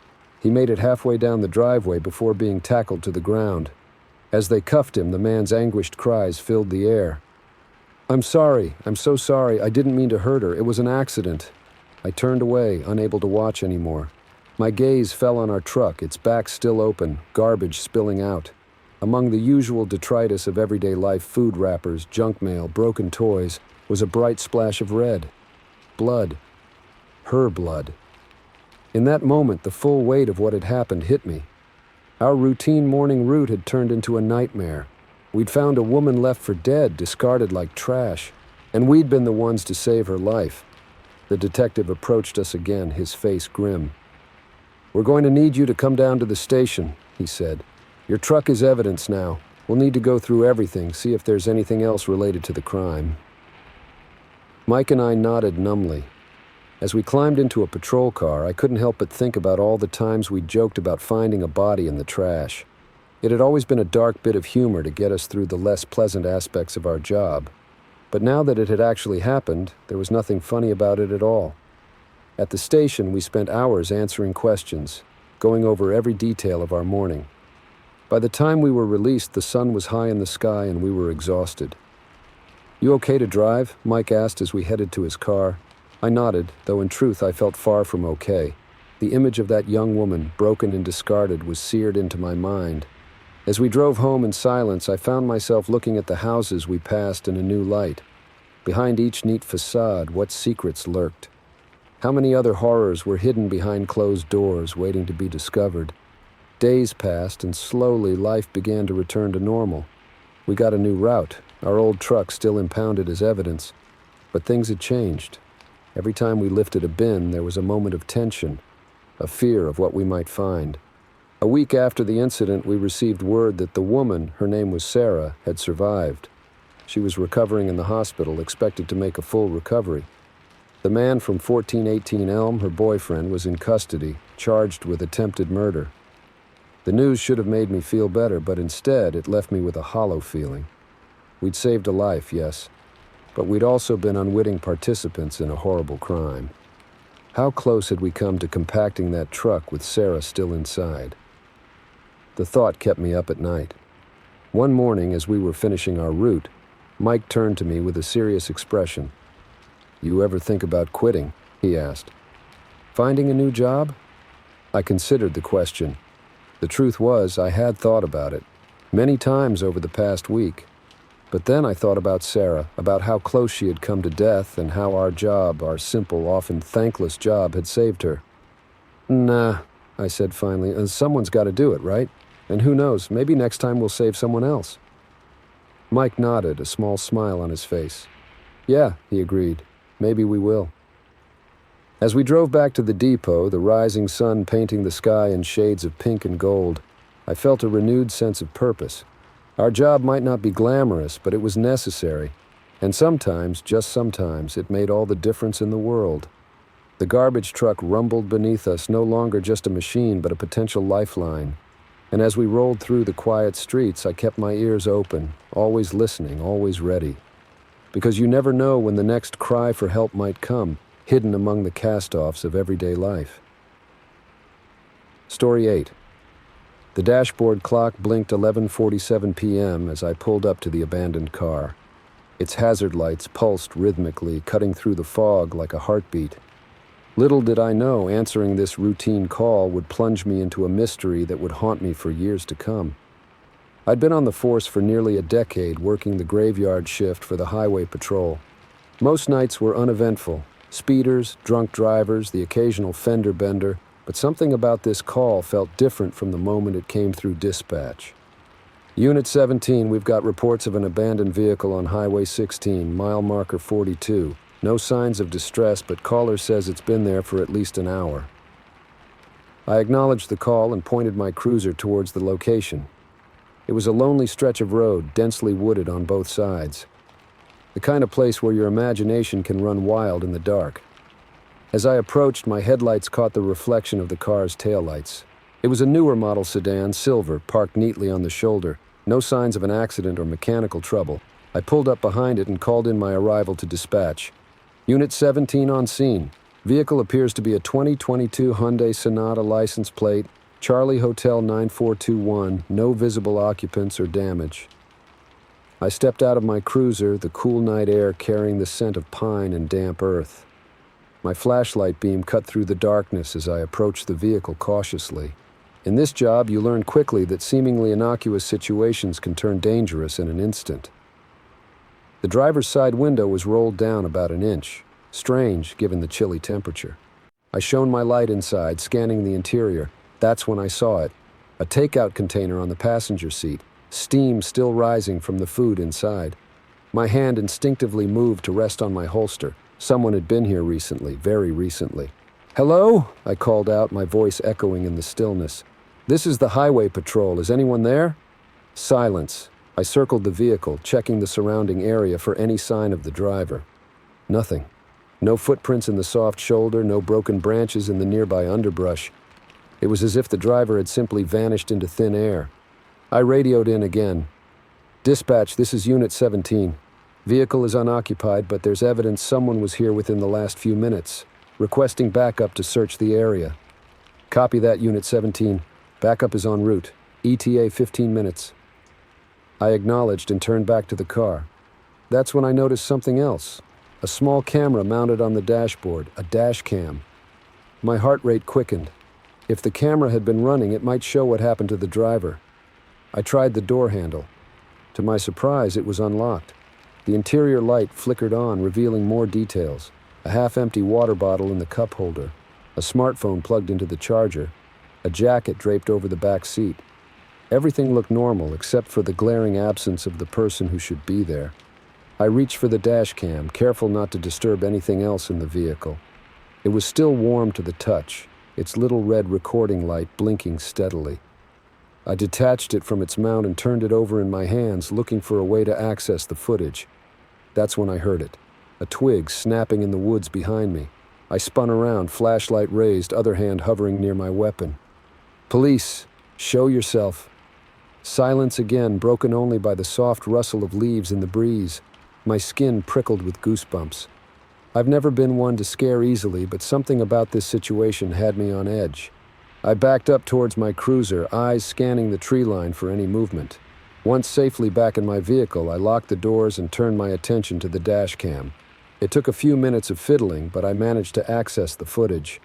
The small screen flickered to life, showing the view through the car's windshield. I fast-forwarded through hours of uneventful highway driving, the timestamp in the corner racing forward. Finally, I reached the point where the car pulled over to the shoulder. The timestamp read 10:23 p.m. The driver, a middle-aged man with graying hair, put on his hazard lights and pulled out his phone. He appeared to be texting someone, occasionally glancing up at his surroundings. After a few minutes, he set the phone down and leaned back in his seat, as if waiting for something. At 10:41 p.m., the man suddenly sat up straight, his eyes fixed on something off camera. His expression changed from bored to...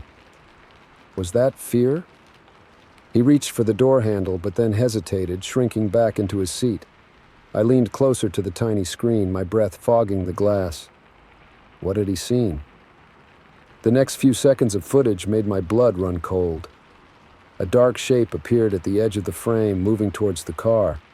It was indistinct, almost like a shadow, but it moved with purpose. As it approached the driver's side window, the man's face contorted in terror. His mouth opened in what must have been a scream, but the dashcam recorded no audio. And then, in the blink of an eye, both the man and the shadow were gone. The car sat empty, hazard lights still blinking as if nothing had happened. The footage continued to play, showing nothing but the empty road for another hour until I arrived on the scene. I sat back, my mind reeling. What the hell had I just witnessed? A knock on my window nearly made me jump out of my skin. I turned to see my backup, Officer Martinez, peering in at me with a concerned expression. I took a deep breath, trying to compose myself before stepping out of the cruiser. "Everything okay, Peterson?" Martinez asked, eyeing me warily. I nodded, not trusting my voice just yet. How could I explain what I'd just seen? It defied logic, defied everything I knew about the world. "What's the situation?" Martinez pressed. I cleared my throat. "Abandoned vehicle, driver's missing, but..." I hesitated, then held up the dash cam. "You need to see this." We watched the footage together in my cruiser. Martinez's expression grew increasingly troubled as the scene played out. "This has to be some kind of hoax, right?" he said when it was over, but I could hear the doubt in his voice. I shook my head. "The food's still warm, Martinez. This happened recently, and look around. There's no sign of any camera crew or equipment, no footprints, no tire tracks, nothing." Martinez ran a hand through his hair, his face pale in the dim light of the cruiser. "So what do we do?" It was a good question. Standard procedure seemed woefully inadequate for what we were dealing with. "We call it in," I said finally.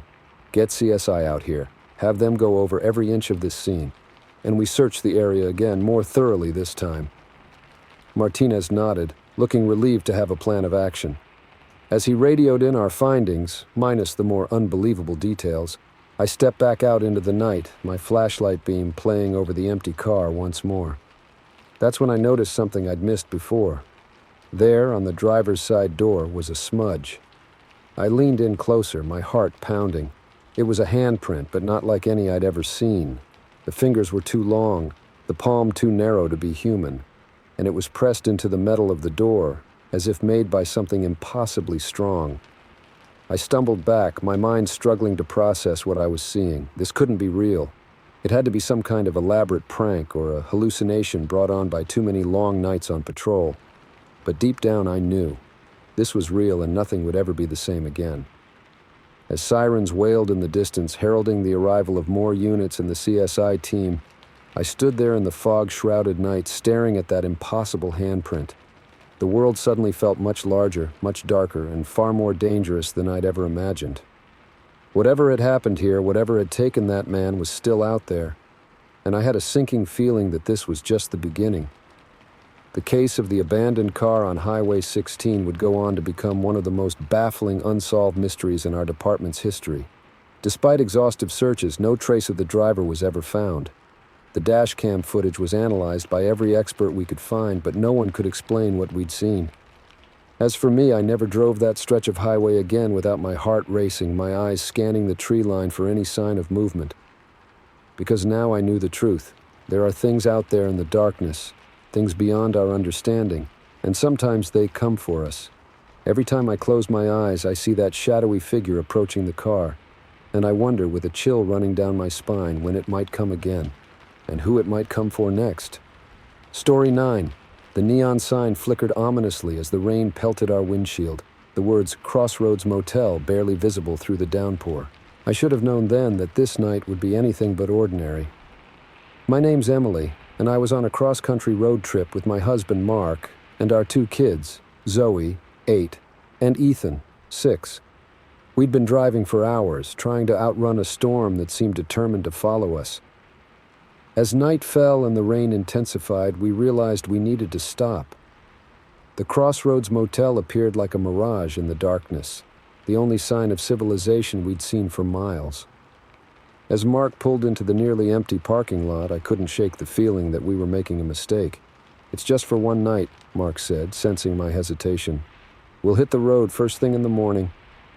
I nodded, forcing a smile for the kids' sake. They were exhausted, slumped against each other in the back seat. "Okay, let's do this." We made a mad dash for the office, the rain soaking us in seconds. A bell jangled discordantly as we burst through the door, shaking off the water like dogs. The office was dimly lit and smelled of stale cigarettes. Behind a scratched Formica counter stood a man who looked as old and worn as the motel itself. His roomy eyes regarded us with a mix of suspicion and something else I couldn't quite place. "Need a room?" he rasped, his voice like gravel.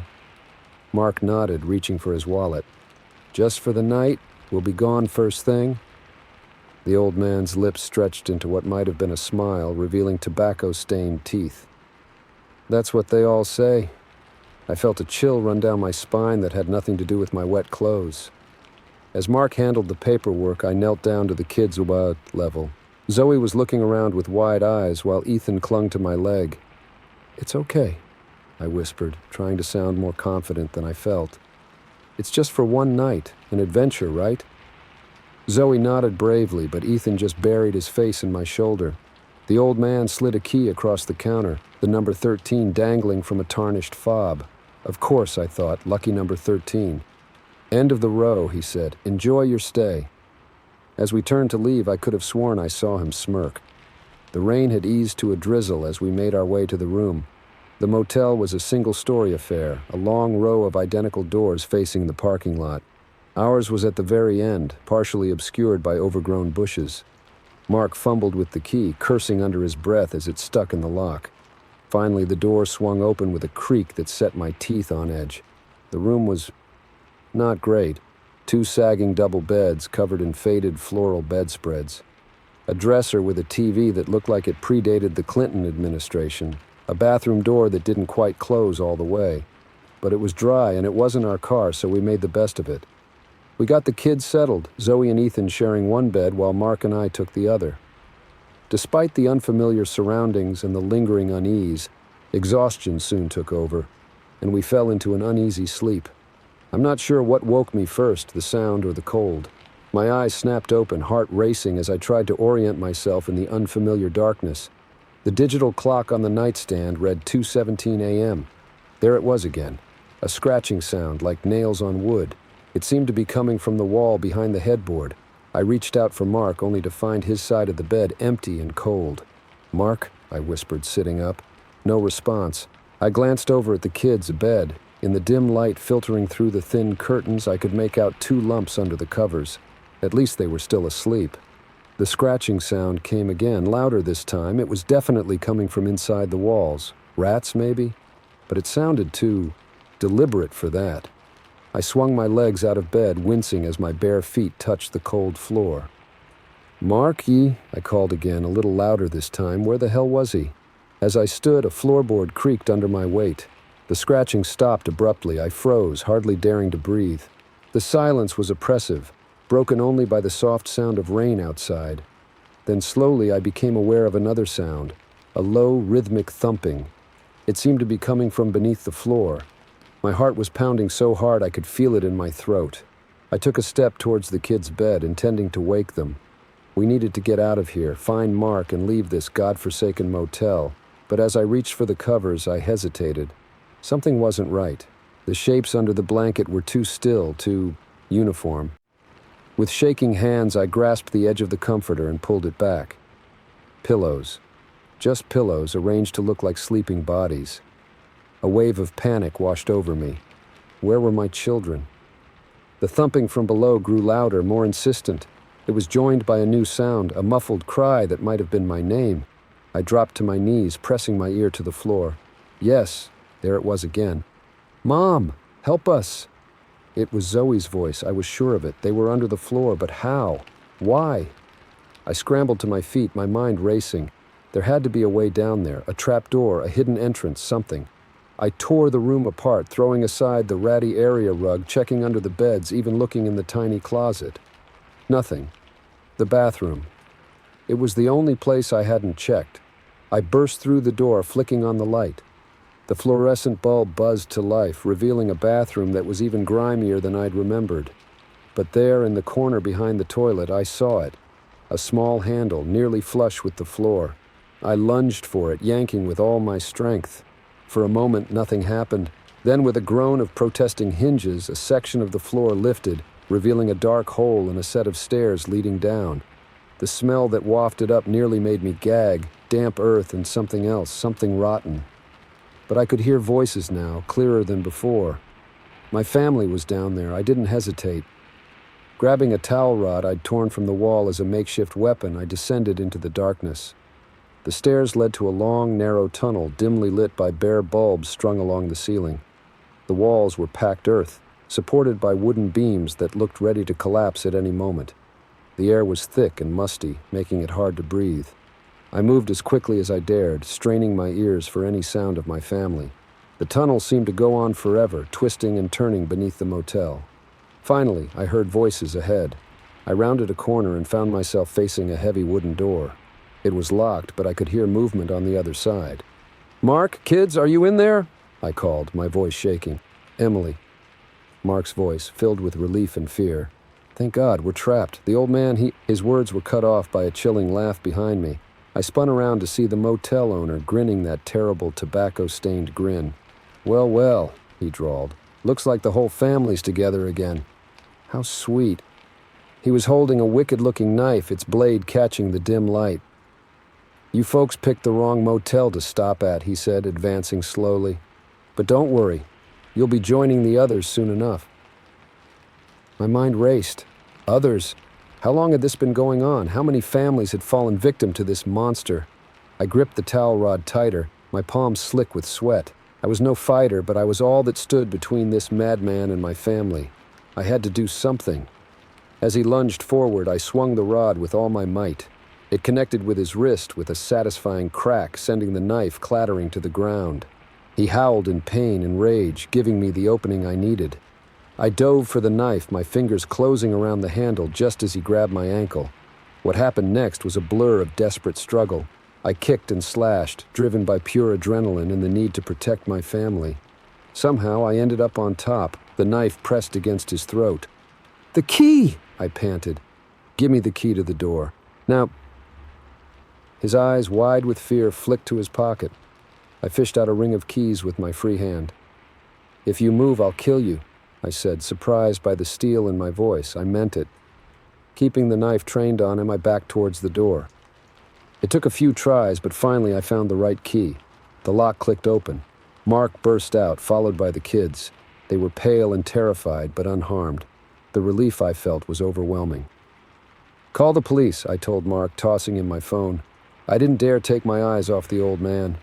What followed was a nightmarish blur of police sirens, questioning and horrifying discoveries. The tunnels beneath the motel held secrets darker than we could have imagined.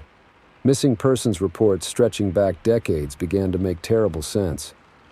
As dawn broke, we sat huddled together in the back of an ambulance, shock blankets draped over our shoulders. The motel, now swarming with police and FBI agents, looked almost comically mundane in the early morning light. "I'm so sorry," Mark said, his voice hoarse. "I should have listened to you, should have kept driving." I squeezed his hand. "It's not your fault we're alive, we're together, that's all that matters." Zoe and Ethan were asleep, exhausted by the night's terrors. As I looked at their peaceful faces, I felt a fierce surge of love and protectiveness. We'd been through hell, but we'd survived. We were stronger than we knew. As the ambulance pulled away, taking us towards safety and the promise of a new day, I made a silent vow. No more nights in strange motels. From now on, we'd stick to well-lit, crowded places with plenty of people around. Some roads, I realized, are better left untraveled, but with my family beside me, I knew we could face whatever lay ahead, together. Story 10. The first flash of lightning illuminated the road ahead for a split second, revealing a wall of rain so thick it looked solid. I white-knuckled the steering wheel, squinting through the windshield as the wipers fought a losing battle against the deluge. My wife, Sarah, clutched our sleeping toddler closer in the back seat, her face a mask of worry in the rearview mirror. "Maybe we should pull over," she suggested, her voice barely audible over the pounding rain and rumbling thunder. I shook my head, determined to press on. "We're in the middle of nowhere," I replied. "If we stop here, we could be stranded for hours." As if in response to my stubbornness, our old station wagon chose that moment to sputter and die.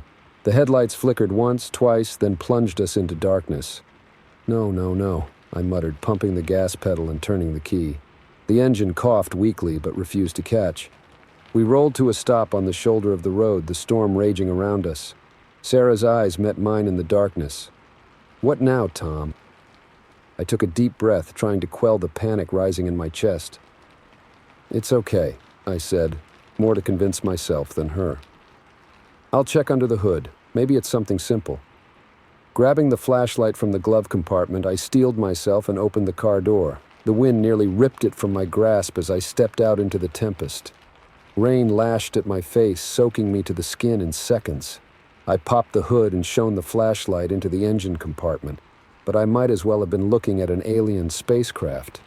Cars had never been my strong suit, and in the howling wind and rain I felt utterly helpless. A particularly loud crack of thunder made me jump, and I dropped the flashlight. It rolled under the car, the beams sweeping across the surrounding woods as it went. And that's when I saw them. At first I thought it was a trick of the light, my eyes playing tricks on me in the storm. But as another flash of lightning lit up the sky, I saw them clearly. Eyes, dozens of them, glowing in the darkness just beyond the tree line. My blood ran cold. We weren't alone out here. I scrambled back into the car, slamming the door behind me. Sarah looked at me questioningly, but her expression changed to one of alarm when she saw my face. "What is it?" she asked, instinctively holding our son tighter. I swallowed hard. "There's something out there," I whispered. "In the woods." Sarah's eyes widened. "What do you mean, something?" Before I could answer, a low, guttural sound cut through the noise of the storm. It was unlike anything I'd ever heard before. Not quite animal, not quite human. Our son stirred in his sleep, whimpering softly. "We need to get out of here," Sarah said, her voice trembling. I turned the key again, silently pleading with the car to start. The engine coughed and sputtered but wouldn't catch. Outside, the strange sounds grew closer. "Tom," Sarah's voice was tight with fear. "Look." I followed her gaze and felt my heart skip a beat. Shapes were moving in the darkness, emerging from the trees. They were hunched and misshapen, loping on all fours one moment, then rising to walk on two legs the next. In the flashes of lightning, I caught glimpses of pale, hairless skin and elongated limbs. "What are they?" Sarah whispered. I shook my head, unable to speak. These creatures defied explanation. They weren't animals, at least not any I'd ever seen or heard of, but they certainly weren't human either. One of the beings approached the car, its movements jerky and unnatural. As it drew closer, I could make out more details. A face that was almost human, but with eyes too large and a mouth full of needle-sharp teeth. It pressed its face against the driver's side window, studying us with an unsettling intelligence. Its breath fogged the glass as it let out another of those inhuman sounds. Our son woke up then, his cries piercing the tense silence inside the car. The creature outside cocked its head at the noise, then suddenly slammed its hands against the window. The glass spider-webbed but held. "Start the car!" Sarah screamed, trying to calm our wailing child. I turned the key again and again, my movements frantic. The engine sputtered and coughed but wouldn't turn over. Outside, more of the creatures had surrounded our vehicle, their eerie calls rising above the storm. Just as despair threatened to overwhelm me, I remembered the emergency kit in the trunk. Among the supplies was a flare gun, not much of a weapon, but it might buy us some time. "I'm going to try something," I told Sarah. "No matter what happens, stay in the car and lock the doors behind me." She nodded, tears streaming down her face. I took a deep breath, then flung open the door and sprinted to the trunk. The creatures, startled by my sudden movement, fell back momentarily. My hands shook as I fumbled with the trunk latch, acutely aware of the inhuman shapes closing in around me. I found the emergency kit and yanked out the flare gun, loading it with trembling fingers. One of the creatures lunged at me just as I raised the gun. I pulled the trigger, and a blazing red flare shot into the night. It struck the being square in the chest, and it recoiled with an unearthly shriek. The flare continued its arc, illuminating the scene in a hellish red glow. In that moment of light, I saw them clearly for the first time. There were dozens of them, maybe more, their bodies a nightmarish blend of human and animal features. Some had elongated limbs, others had too many joints, and still others seemed to shift and change as I watched. The creatures closest to me shied away from the light, hissing and covering their oversized eyes. I used their momentary disorientation to dash back to the driver's seat, slamming and locking the door behind me. "What are they?" Sarah asked again, her voice barely a whisper. I shook my head, still trying to process what I'd seen. I don't know, I admitted. But they don't like light. As if on cue, the flare sputtered and died, plunging us back into darkness. The creatures, emboldened by the return of the shadows, pressed closer to the car. Their claws scrabbled against the metal, and I feared it was only a matter of time before they found a way in. In desperation, I tried the engine one last time. To my amazement, it roared to life. I didn't question our sudden stroke of luck. I just slammed the car into drive and floored the accelerator. We lurched forward, the tires spinning in the mud before finding purchase. Several of the creatures were knocked aside as we sped away, their inhuman cries fading into the storm behind us. I drove like a man possessed, ignoring the treacherous conditions and the possibility of oncoming traffic. All that mattered was putting as much distance between us and those things as possible. It wasn't until we saw the lights of a small town ahead that I finally eased off the gas. As we pulled into the parking lot of a 24-hour diner, the adrenaline that had been keeping me going finally wore off. My hands shook as I turned off the engine, and I had to take several deep breaths before I could speak. "Are you both okay?" I asked, turning to look at Sarah and our son. She nodded, her face pale in the harsh fluorescent light of the diner's sign. Our little boy had fallen back asleep, blissfully unaware of the nightmare we'd just escaped. As we sat there, the rain still pounding on the roof of our car, I struggled to make sense of what had happened. Those creatures, whatever they were, shouldn't exist. Yet we'd both seen them, both nearly fallen victim to them. "What do we do now?" Sarah asked, her voice small and uncertain. I didn't have an answer for her. How could we go back to our normal lives after what we'd experienced? Who would believe us if we told them? But as I looked at my family, at the son I'd do anything to protect, I knew we had to try. We'd survived against all odds. Now we had to find a way to live with the knowledge of what lurked in the darkness beyond the edges of civilization. "We go home," I said finally. "We go home, and we never take this road again." Sarah nodded, reaching out to squeeze my hand. As we prepared to continue our journey, now with the comforting lights of the town around us, I couldn't shake the feeling that our encounter in the storm had changed us irrevocably. The world was a darker, stranger place than we'd ever imagined, and I knew that from now on I'd always be looking over my shoulder, watching for movement in the shadows. The storm continued to rage outside, but inside our car we clung to each other in the fragile sense of safety we'd regained. Whatever those things were, whatever dark corner of the world they'd crawled out of, we'd escaped. And for now, that had to be enough. Story 11. I've driven thousands of passengers in my years as an Uber driver, but none quite like the woman who climbed into my back seat that rainy Tuesday night. Her wide eyes and trembling hands told me this wasn't going to be just another routine fare. Little did I know I was about to become an unwitting player in a drama that would leave me questioning everything I thought I knew about the strangers we encounter every day. The ping of a new ride request came just as I was considering calling it a night. The streets of downtown were slick with rain, neon signs reflecting in puddles like melted rainbows.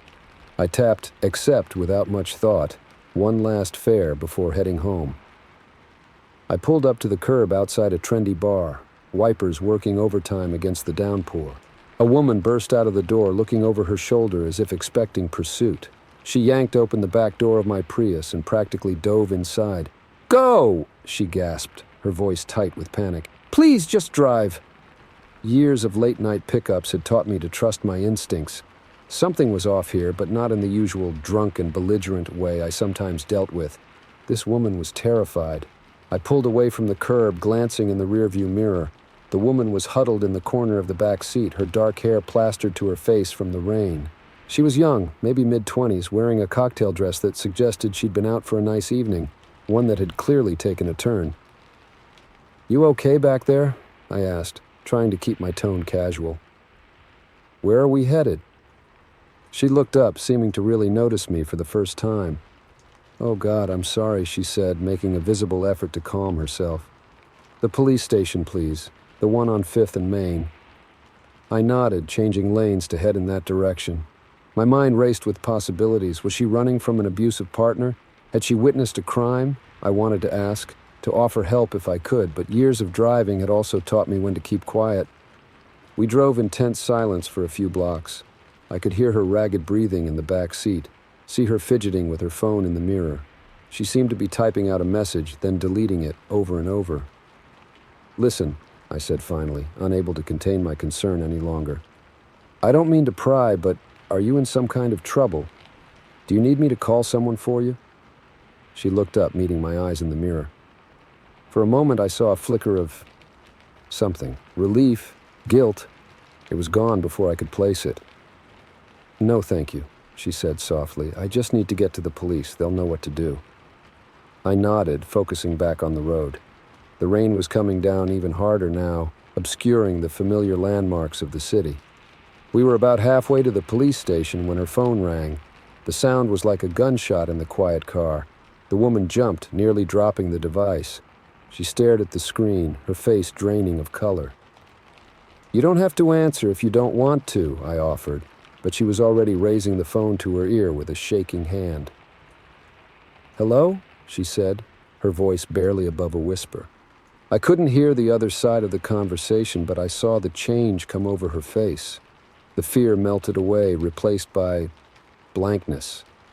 It was as if someone had flipped a switch, turning off all her emotions. "Yes," she said after a long moment of listening. "I understand." She lowered the phone slowly, then looked up at me. When she spoke again, her voice was completely different, calm, almost cold. "I'm sorry, but there's been a change of plans," she said. "I need you to take me to 1852 Sycamore Drive instead." I frowned, glancing back at her in the mirror. "But what about the police station? Are you sure everything's all right?" She smiled, but it didn't reach her eyes. "Everything's fine. I just remembered I have an important appointment. 1852 Sycamore, please." Every instinct I had was screaming that something was very, very wrong. But what could I do? She was my passenger, and as long as she wasn't asking me to do anything illegal, I was obligated to take her where she wanted to go.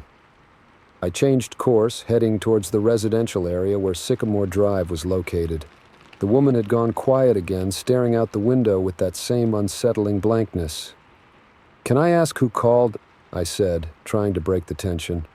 Sounded like it must have been important. She turned to look at me, and for a split second I saw a flash of the terrified woman who had first climbed into my car, but it was gone as quickly as it appeared, replaced by that eerily calm mask. "Just a friend," she said, reminding me of my responsibilities. The way she said responsibilities sent a chill down my spine. What had I gotten myself into? We turned onto Sycamore Drive, a street lined with large, older homes set back from the road. Most of the windows were dark at this late hour, but as we approached 1852, I saw lights on inside and a couple of cars parked in the driveway. "This is fine," the woman said as we neared the house. "You can let me out here." I pulled over, my hands gripping the steering wheel tightly. Every fiber of my being was telling me not to let her go, that I was delivering her into some kind of danger. But what could I do? Force her to stay in the car? Drive her to the police station against her will? She opened the door, then paused. For a moment I thought she might change her mind, might ask for help. But she just reached into her purse and pulled out a handful of cash. "For your trouble," she said, pressing the bills into my hand. "And for your discretion. This never happened, understanding?" Before I could respond, she was out of the car, walking briskly towards the house. I watched as she approached the front door, her posture rigid, almost robotic. The door opened before she could knock, and a man's silhouette appeared in the doorway. He put a hand on her shoulder, guiding her inside, then looked directly at me.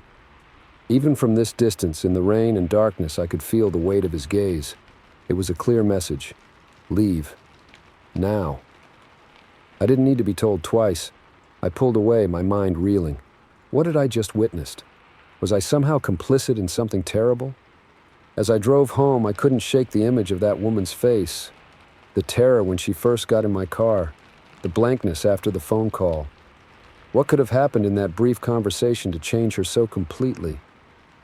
I thought about calling the police, reporting what had happened, but what would I say? That I'd given a ride to a woman who seemed scared, then changed her mind about where she wanted to go? It sounded absurd, even in my own head.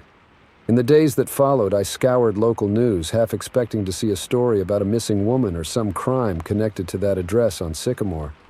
But there was nothing. Life went on as if that strange, rain-soaked night had never happened. But I couldn't forget. Every time I picked up a passenger, I found myself studying their faces, wondering what secrets they might be carrying. Were they running from something? Or worse, running towards something dangerous? The woman's words echoed in my mind. This never happened, understand? But it had happened. And the memory of it, the fear in her eyes, the chill in her voice after that phone call, the menacing silhouette in the doorway would stay with me forever. I kept driving, kept picking up passengers and dropping them off at their destinations. But something had changed. I was no longer just an observer, a silent wheel turner carrying people from point A to point B. I'd been pulled into someone else's story, given a glimpse into the hidden dramas playing out all around us. And I realized that every fare, every passenger, could be carrying their own secrets, their own fears, their own silent battles. We were all just strangers passing in the night, briefly intersecting before going our separate ways. But sometimes in those brief intersections, we become unwitting players in each other's stories. I never saw that woman again. I never knew her name or what happened to her after she disappeared into that house on Sycamore Drive. But I think about her often, wondering if I could have done something differently, if I could have changed the course of whatever story she was caught up in. In the end, all I can do is keep driving, keep watching, and hope that someday, if someone climbs into my car looking for help, I'll know what to do. Because now I know that sometimes a simple ride can be so much more than just a trip from one place to another. Sometimes it can be a crossroads, a moment of decision that changes everything. And as I drive through the rain-slicked streets of the city, I can't help but wonder how many other stories are unfolding in the back seats of cars just like mine, hidden from view but no less real, no less important. We're all part of each other's stories whether we know it or not. And sometimes the most important role we can play is simply to pay attention, to be ready when our moment comes. Because you never know when a simple fare might turn into something much more. A mystery, a turning point, or even a chance to make a difference in someone's life. All we can do is keep our eyes open, our wits about us, and hope that when the moment comes, we'll know what to do. Story 12. The first rule of being a food delivery cyclist in the city: never take shortcuts through unfamiliar alleys. I broke that rule once. I'm still not sure I'll make it out alive. My name's Jake, and I've been delivering food on my bike for the past 2 years to help pay for college. It's not a glamorous job, but it keeps me in shape and puts some cash in my pocket. Plus, I love the energy of the city at night. The neon lights, the constant hum of traffic, the eclectic mix of people you encounter. On this particular night, I was running behind on my deliveries. It had been a busy Friday and I was exhausted. My last order of the night was for a pizza, due in 10 minutes to an address clear across town. I knew I'd never make it in time taking my usual route. That's when I remembered the alley. I'd passed it 100 times but never ventured down it. It cut straight through to the main road I needed, potentially shaving precious minutes off my ride. Against my better judgment, I decided to risk it. As I turned into the alley, the sounds of the city seemed to fade away, replaced by an eerie silence. The buildings on either side loomed over me, their blank walls closing in like the sides of a canyon. The only light came from a few dim, flickering bulbs mounted high on the walls, casting long shadows that seemed to move of their own accord. I pedaled faster, eager to get through as quickly as possible. The pizza box on my back felt heavier with each turn of the wheels, as if it were filled with lead instead of pepperoni and cheese. Halfway down the alley, I hit a snag. A large dumpster had been pulled out from the wall, partially blocking the path. I slowed down, maneuvering carefully around it. That's when I heard it. Footsteps, coming from behind me. I glanced over my shoulder, my heart rate spiking. In the dim light, I could make out a figure at the entrance of the alley. Tall, broad-shouldered, moving with purposeful strides. I turned back, pedaling harder. It was probably nothing, I told myself. Just another person taking a shortcut. But the hairs on the back of my neck were standing up, and every instinct screamed danger. The footsteps grew louder, faster. They were definitely following me. I risked another look back. The figure was closer now, and I could see that they were wearing a dark hoodie pulled low over their face. In their hand glinted something metallic. A knife? Panic surged through me. I stood up on the pedals, pumping my legs as hard as I could. The exit of the alley seemed miles away, a tiny rectangle of light at the end of a long, dark tunnel. Suddenly, my front wheel hit something, a discarded bottle or can, and I lost control. The bike skidded, tipping sideways. I hit the ground hard, the pizza box cushioning my fall but exploding on impact, scattering its contents across the dirty alley floor. Pain shot through my knee and elbow where they'd scraped against the rough pavement, but I had no time to assess the damage. The footsteps were getting closer. I scrambled to my feet, abandoning the bike. Running was my only option now, but as I turned to sprint for the exit, my path was blocked. A fallen trash can lay directly in my way, surrounded by scattered garbage. Time seemed to slow down as I faced a split-second decision: try to hurdle the obstacle or turn and confront my pursuer. Heart pounding, I spun around, fists raised in a pitiful attempt at self-defense. The hooded figure was only a few feet away now. In the dim light, I could make out the glint of their eyes beneath the hood. The knife in their hand looked wickedly sharp. "Please," I gasped, my voice sounding thin and scared. "I don't have any money. Just take the bike." The figure paused, tilting their head slightly as if considering my words. Then, to my utter shock, they started to laugh. It was a familiar laugh, one I'd heard 1,000 times before. "Oh man, Jake, you should see your face right now." The hood came down, revealing a face I knew all too well. My roommate, Chris. Relief flooded through me, quickly followed by confusion and anger. "What the hell, Chris? You scared the shit out of me, Chris was doubled over now, still laughing. "I'm sorry, man. I couldn't resist. I saw you turn down the alley and thought I'd mess with you a bit." As the adrenaline began to fade, I felt my legs go weak. I slumped against the wall, trying to catch my breath. "That wasn't funny, dude. I thought I was about to get mugged, or worse." Chris's laughter died down as he seemed to realize just how shaken I was. "Hey, I'm really sorry. I didn't mean to scare you that bad. Are you okay? You took quite a spill there." I glanced down at my scraped knee, which was starting to throb. "I'll live, but you owe me big time for this. And for the pizza." We both looked at the sad remains of the pizza scattered across the alley floor. The image was so absurd that I found myself starting to laugh, the tension of the moment finally breaking. Chris joined in, and soon we were both howling with laughter, the sound echoing off the alley walls. It was probably bordering on hysteria, but I didn't care. I was just glad to be alive. As our laughter subsided, Chris helped me to my feet. "Come on, let's get your bike and get out of here. I'll buy you a beer to make up for being such an ass." I nodded, wincing as I put weight on my injured knee. "Make it 2 beers, and you've got a deal." We gathered up my bike, which thankfully wasn't too damaged, and made our way out of the alley. As we emerged onto the busy street, the familiar sounds and sights of the city washed over me. I'd never been so glad to see traffic and crowds in my life. We found a nearby bar and settled in, Chris true to his word about the beers. As we sat there, the adrenaline fully wearing off, I couldn't help but reflect on the night's events. "You know," I said, taking a sip of my beer, "I've always wondered what I'd do in a situation like that. If I'd freeze up or fight back or what." Chris nodded, looking a bit sheepish. "And, what's the verdict?" I thought about it for a moment. I guess I did all right. I mean, I tried to get away first, which is probably the smart move. And when I couldn't, I was ready to fight if I had to. "You looked pretty tough with those fists up," Chris teased. I was almost scared for a second there. I rolled my eyes but smiled. "Yeah, right. You're just lucky I didn't unleash my secret ninja moves on you." We laughed again, the last of the tension dissipating. But as the night wore on and we headed home, I couldn't shake a lingering feeling of unease. The city had always felt like my playground, a place of endless possibilities and adventures. But tonight had shown me its darker side, the potential dangers lurking in every shadow. Even though it had turned out to be a prank, the fear I'd felt in that alley was very real. As we approached our apartment, Chris turned to me, his expression serious for once. "Hey, I really am sorry about tonight. It was a stupid thing to do. I promise I'll never pull anything like that again." I nodded, appreciating his sincerity. "It's okay, just maybe next time you want to surprise me, stick to jumping out from behind the couch or something." He grinned. "Deal." That night, as I lay in bed replaying the events in my mind, I made a few decisions. First, no more shortcuts through dark alleys, no matter how late I was running.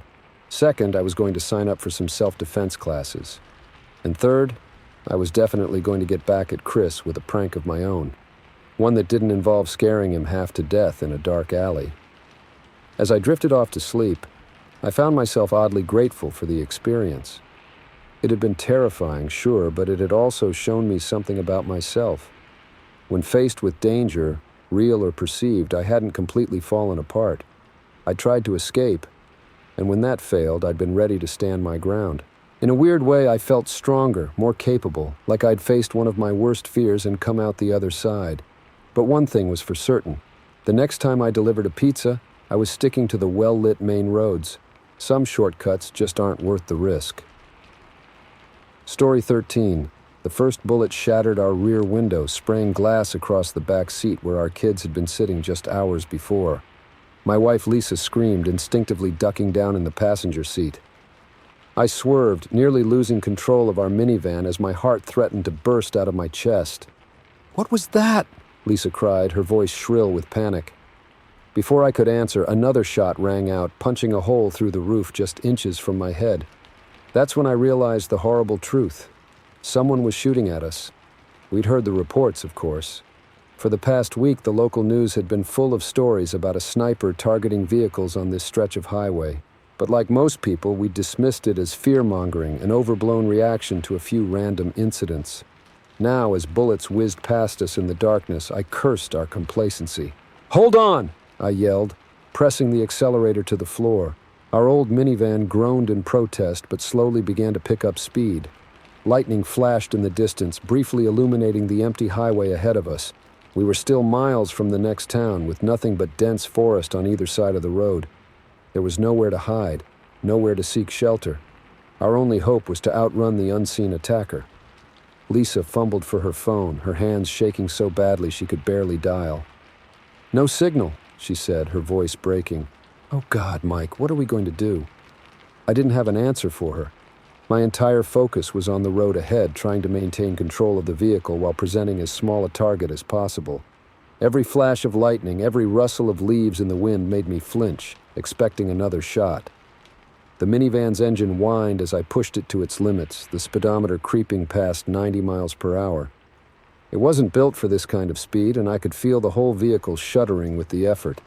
For a moment, I allowed myself to hope we'd escaped. The shots had stopped, and the only sound was the roar of our engine and the rumble of distant thunder. Then I saw it in the rearview mirror, a pair of headlights gaining on us fast. "He's following us," I said, my mouth dry with fear. Lisa turned to look, her face pale in the dim light of the dashboard. How is that possible? How did he know which car to follow? I shook my head, not wanting to contemplate the implications. Had the sniper been watching us specifically? Was this a targeted attack rather than a random act of violence? The headlights grew larger in the mirror, and I realized with a sinking feeling that we were never going to outrun this vehicle. Whatever they were driving, it was far more powerful than our family minivan. "We need to get off this road," I said, scanning the darkness for any sign of an exit or side road. Lisa nodded, her eyes wide with fear as she stared out the windshield. "There!" she suddenly cried, pointing to a barely visible dirt track branching off from the main highway. I didn't hesitate. I wrenched the steering wheel hard to the right, feeling the tires lose traction for a heart-stopping moment before gripping the loose gravel of the side road. Behind us, I heard the screech of brakes as our pursuer nearly missed the turn. The dirt road was rough, pockmarked with potholes and overhung with low branches that scraped against the roof of our van. I was forced to slow down, painfully aware that our pursuer would have an easier time navigating this terrain in what I assumed was a more robust vehicle. "Where does this road go?" Lisa asked, bracing herself against the dashboard as we bounced over another pothole. "I don't know," I admitted. "But it has to lead somewhere, right?" As if in answer to my question, the trees suddenly thinned out, revealing a small clearing. In the center stood an old barn, its weathered boards stark against the stormy sky. Without thinking, I steered towards it. As we drew closer, I could see that the large barn doors were closed, but there was a smaller side door that hung slightly ajar. "We can hide in there," I said, already slowing the van. Lisa looked doubtful. What if it's locked? What if there's someone inside? Another flash of lightning revealed the headlights of our pursuer, now visible at the edge of the clearing. We were out of options and out of time. I brought the van to a stop as close to the barn as I dared, killing the engine and lights. We have to risk it, I said. On 3, we run for that side door. Ready? Lisa nodded, her jaw set with determination despite the fear in her eyes. 1, 2, 3. We burst out of the van, sprinting towards the barn. The wet grass was slippery under our feet, and I heard Lisa stumble behind me. I turned to help her up, acutely aware of how exposed we were. Just as we reached the door, another shot rang out. The bullet splintered the wood of the barn just inches from my head. I shoved Lisa through the doorway, diving in after her. Inside, the barn was pitch black and smelled of damp hay and rusted metal. I fumbled for my phone, using its feeble light to scan our surroundings. The barn appeared to be long abandoned, filled with old farm equipment and stacks of moldy crates. We need to find somewhere to hide, I whispered, helping Lisa to her feet. We moved deeper into the barn, our pursuer's footsteps crunching on the gravel outside. My phone's light fell on a rusted tractor, its large wheels creating a small space underneath. There, I said, pointing. It's not much, but it's all we've got. We squeezed into the tight space just as the barn door creaked open. I switched off my phone, plunging us into total darkness. Lisa pressed against me, and I could feel her whole body trembling. The footsteps drew closer, accompanied by the sound of something metallic dragging across the floor. A gun barrel, I realized with a chill. A beam of light swept across the barn as our attacker searched for us. I held my breath, praying that the tractor would keep us hidden. The light paused, illuminating a spot just feet from our hiding place. I could see a pair of heavy boots caked with mud. "I know you're in here," a voice called out. It was a man's voice, surprisingly calm and almost conversational. "Why don't you come out and make this easy on yourselves?" Neither of us moved a muscle. My heart was pounding so hard I was sure he must be able to hear it. "No?" the man continued. "That's all right, I've got all night." The boots moved away, circling around to the other side of the barn. I heard the sound of crates being moved, of tarps being pulled aside. "You know," the man said, his voice echoing in the cavernous space, "you people never learn. I've been doing this for weeks now, and still you drive down my highway like lambs to the slaughter." A chill ran down my spine at his words. This wasn't just some random act of violence.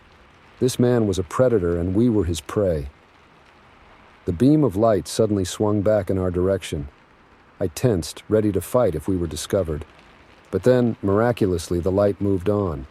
The footsteps retreated, growing fainter until I heard the barn door close. We waited in tense silence for what felt like hours, afraid to move or even breathe too loudly. Eventually, I dared to peek out from our hiding spot. The barn was empty. Through a crack in the wall, I could see the first light of dawn breaking over the trees. "I think he's gone," I whispered to Lisa. Slowly, cautiously, we emerged from our hiding place. Every creak of the floorboards made us freeze, expecting the sniper to reappear at any moment. But we made it to the door without incident. Outside, the clearing was empty. Our minivan sat where we'd left it, its windows glittering with broken glass in the early morning light. "We need to get out of here," Lisa said, her voice hoarse. "Before he comes back."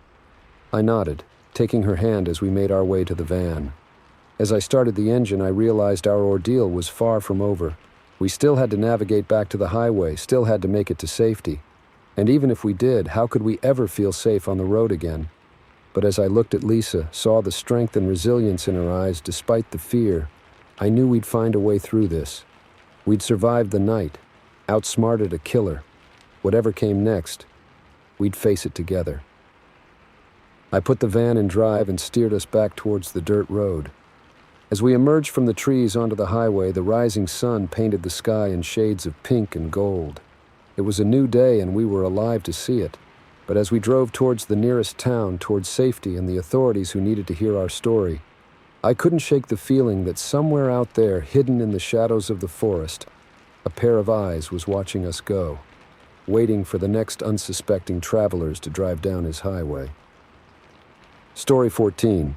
The neon sign of Luigi's Pizza flickered in my rearview mirror as I pulled up to the address. 1247 Maple Street, A seemingly ordinary house on a seemingly ordinary night. But the moment I stepped out of my car, pizza bag in hand, I felt a chill that had nothing to do with the autumn air. I couldn't have known then that delivering this pizza would be the beginning of the most terrifying night of my life. I'd been working for Luigi's for about 6 months, saving up for college. Most nights were uneventful.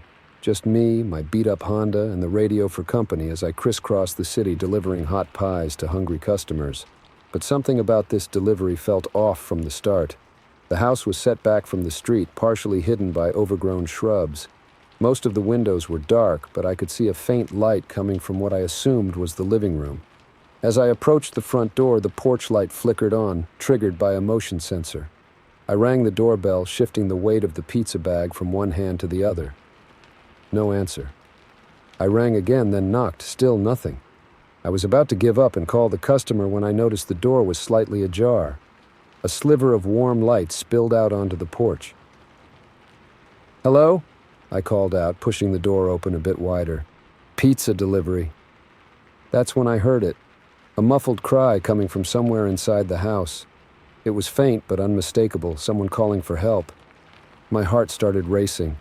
This was the kind of situation they warned us about in training. Don't enter a customer's house. Don't get involved in domestic disputes. Call the police if anything seems suspicious. But that cry, it sounded so desperate. Before I could think better of it, I stepped inside, leaving the pizza on the porch. "Hello, is everyone okay in here?" The entryway was dimly lit, family photos lining the walls. Everything looked normal, but the air felt heavy, like the house was holding its breath. Another cry, louder this time, coming from upstairs. "I'm coming!" I shouted, my voice shaking. "Hold on!" I took the stairs 2 at a time, my sneakers silent on the carpeted steps. The second floor was dark, a long hallway stretching out before me. A sliver of light shone from beneath a closed door at the far end. As I approached, I could hear muffled sounds coming from behind the door. Shuffling. A thud. What sounded like a whimper. My hand trembled as I reached for the doorknob. Every instinct screamed at me to turn back, to run, to call the police. But what if someone was hurt? What if they needed help right now? I took a deep breath and turned the knob. The door swung open, revealing a bedroom bathed in soft lamplight. And there, tied to a chair in the center of the room, was a woman. Her eyes went wide when she saw me, and she tried to say something through the gag in her mouth. I rushed forward, my hands fumbling with the knots binding her wrists. "It's okay," I whispered, though my voice was shaking. "I'm going to get you out of here." That's when I heard it, the unmistakable sound of the front door slamming shut. The woman's eyes filled with terror, and she shook her head violently, trying to warn me, but it was too late. Heavy footsteps on the stairs, coming closer, closer. I looked around frantically for a weapon, anything I could use to defend myself, but there was nothing within reach. The bedroom door, which I'd left partially open, began to slowly swing wider. My heart was pounding so hard I thought it might burst out of my chest. I positioned myself between the woman and the door, trying to look braver than I felt. A figure appeared in the doorway. A man, tall and broad-shouldered, his face hidden in shadow. In his hand he held a knife. "Well," he said, his voice unnervingly calm. "This is unexpected." I swallowed hard, my mouth dry. "Look," I stammered, "I don't want any trouble. I'm just the pizza guy. Let us go, and I won't say anything to anyone." The man chuckled, a sound that sent chills down my spine. "I'm afraid it's not that simple," he said, taking a step into the room. "You see, you've complicated things considerably by coming in here." My mind raced, trying to find a way out of this nightmare. The window was too small to escape through. The man was blocking the only exit, and even if I could somehow get past him, I couldn't leave the woman behind. "Please," I said, my voice barely above a whisper. "You don't have to do this." The man tilted his head, considering. "You're right," he said after a moment. "I don't have to, but I want to." He lunged forward suddenly, the knife flashing in the lamplight. I ducked, feeling the blade whistle past my ear. I crashed into him, using my body weight to knock him off balance. We tumbled to the floor, grappling for control of the knife. He was stronger than me, but I was fighting for my life. I managed to knee him in the stomach, causing him to lose his grip on the knife. It skittered across the floor, disappearing under the bed. The man roared in anger, his fist connecting with my jaw. Stars exploded in my vision. He climbed on top of me, his hands wrapping around my throat. I clawed at his arms, gasping for air. Black spots danced at the edges of my vision. This was it, I thought. This is how I die. Suddenly there was a loud crack and the pressure on my throat vanished. The man slumped to the side, revealing the woman standing over us, the lamp clutched in her hands. She had somehow managed to free herself and had used the lamp as a weapon. For a moment we just stared at each other, both of us breathing heavily. Then she grabbed my hand, pulling me to my feet. "We have to go," she said, her voice hoarse. Now, we ran down the stairs and out of the house, not stopping until we reached my car. My hands shook so badly I could barely get the key in the ignition. "The police!" I gasped as we peeled away from the curb. "We need to call the police." The woman nodded, fumbling with my phone. As she dialed 911, I glanced in the rearview mirror, half expecting to see the man chasing after us. But the street behind us was empty. We drove to the police station in tense silence, the reality of what had just happened slowly sinking in. I had walked into a kidnapping, I had fought for my life, I had nearly died delivering a pizza. The next few hours were a blur of police statements and questions. The woman's name was Sarah. She had been abducted 2 days ago by a man she had briefly dated. The police assured us they would find him, but the knot in my stomach told me this wasn't over. As dawn broke, I sat on the curb outside the police station, a shock blanket draped over my shoulders. Sarah came and sat beside me, her eyes red from crying. "Thank you," she said softly. "You saved my life." I shook my head, still struggling to process everything. I heard you calling for help. I couldn't not do something." She placed her hand on mine, squeezing gently. "Most people would have walked away. You didn't. You're a hero." I didn't feel like a hero. I felt scared and lucky and overwhelmed. But as I looked at Sarah, saw the gratitude in her eyes, I realized that sometimes being a hero isn't about feeling brave. It's about doing the right thing, even when you're terrified. In the days and weeks that followed, life slowly returned to normal. The police caught Sarah's abductor trying to flee the state. I went back to delivering pizzas, though every time I approached a customer's door, I felt a flutter of anxiety in my stomach. But something had changed in me. I had faced true evil and survived. I had made a difference in someone's life, and I knew that if I ever heard another cry for help, I wouldn't hesitate to answer it. As I drive through the city nights, pizza warming the seat beside me, I think about Sarah and that terrifying house on Maple Street. I think about how a simple act of courage can change everything. And I realize that heroes don't always wear capes or carry badges. Sometimes they just carry pizzas and a willingness to help when it matters most. Story 15. I've been a highway patrol officer for 15 years, and I thought I'd seen it all. But nothing could have prepared me for the night that changed everything.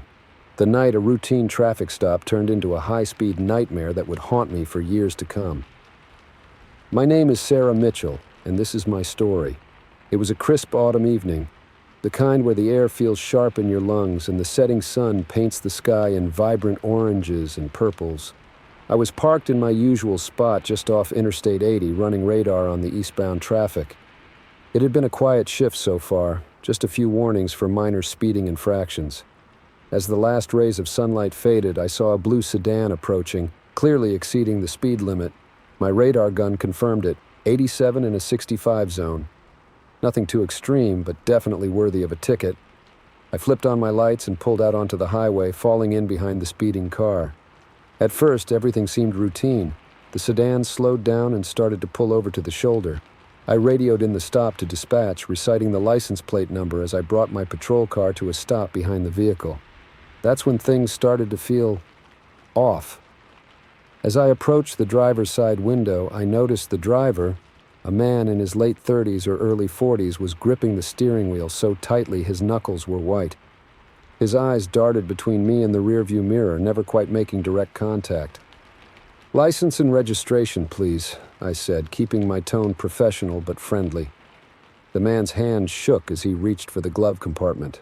Of course, officer," he stammered. I dealt with nervous drivers before, but something about this guy set all my internal alarms ringing.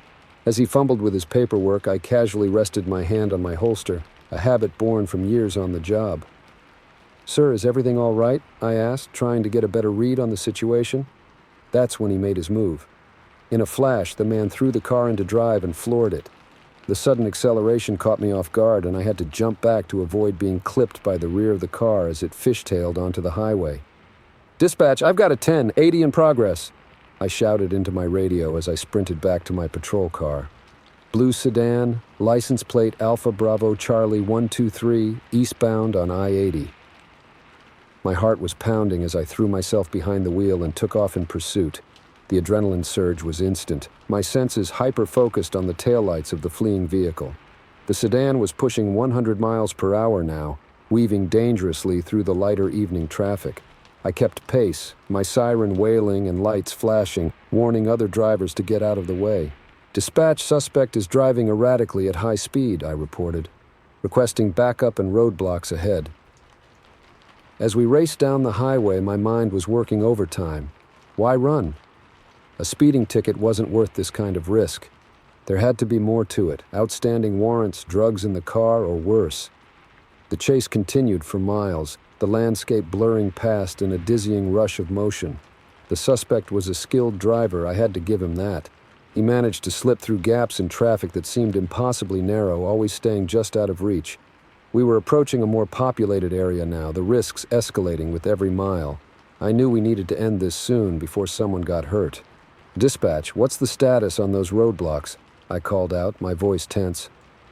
"Units are in position at exit 67, came the response. "They're ready when you are."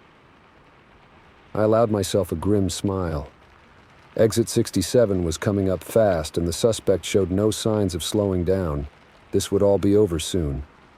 But then, at the last possible moment, the sedan veered sharply, cutting across 3 lanes of traffic and taking the exit ramp at a speed that should have sent it rolling. Somehow the driver managed to keep control, fishtailing onto the surface street below. I cursed under my breath as I followed, barely making the turn myself. We were in a small town now, the streets narrow and lined with parked cars. The sedan's brake lights flashed as it took a hard right, tires squealing. As I rounded the corner, my heart nearly stopped. The street ahead was blocked by a delivery truck, its driver obliviously unloading boxes. The sedan was heading straight for it at full speed. Time seemed to slow down. I saw the suspect's brake lights flash again, saw the car start to slide sideways as the driver desperately tried to avoid a collision. For a moment, I thought he might actually make it. Then came the sickening crunch of metal on metal. The sedan clipped the back of the truck, sending it into a spin. It rolled once, twice, before coming to rest on its roof in front of a shocked group of bystanders who had come out of their homes to see what all the commotion was about. I slammed on my brakes, bringing my patrol car to a screeching halt. "Dispatch, we have a 1050 with injuries," I called out as I leapt from the car. "Send emergency services to my location immediately." Drawing my weapon, I approached the overturned sedan cautiously. Smoke was rising from the crumpled hood, and I could smell gasoline. The driver's side door had been ripped off in the crash, and I could see the suspect still strapped in his seat, hanging upside down and motionless. "Sir, can you hear me?" I called out, my voice firm but tinged with concern. No response. I holstered my weapon and moved in closer, the need to render aid overriding caution. As I knelt by the wreckage, I could hear the suspect breathing, labored and ragged, but breathing nonetheless. Carefully, I reached in to check his pulse. That's when his eyes snapped open, wild with fear and desperation. "I'm sorry," he gasped, blood trickling from a cut on his forehead. "I didn't mean for any of this to happen. They made me do it. They have my family." Before I could process what he was saying, I heard the wail of approaching sirens. Backup and emergency services were almost here. "Sir, try to stay calm," I said, my training kicking in. "We're going to get you out of here, and then you can explain everything. Who has your family?" But his eyes were already starting to glaze over, shock setting in. "The package," he mumbled. "In the trunk. You have to. And then he was out cold. The next few hours passed in a blur of activity. Fire and rescue arrived to extract the driver from the wreckage. My fellow officers secured the scene and began taking witness statements. And I found myself standing by the open trunk of the mangled sedan, staring at a nondescript black duffel bag. With gloved hands, I carefully unzipped the bag. Inside, I found stacks of cash, easily hundreds of thousands of dollars, along with a handgun and a cell phone. As if on cue, the phone began to ring. I exchanged glances with my sergeant, who had come to oversee the scene. He nodded grimly, and I answered the call, putting it on speaker. "Is it done?" a cold, modulated voice asked. I took a deep breath, my mind racing. "There's been a complication," I said, trying to sound nervous and unsure. A pause. "Who is this?" "This is Highway Patrol Officer Sarah Mitchell," I replied, dropping the act. "And I think you and I need to have a conversation about kidnapping and coercion." The line went dead. I looked up at my sergeant, seeing my own mix of emotions reflected in his eyes. Confusion, concern, and the grim determination that comes with knowing you've stumbled onto something much bigger and more dangerous than you ever expected. "Well, Sarah," he said, running a hand through his graying hair. "Looks like your traffic stop just turned into a federal case."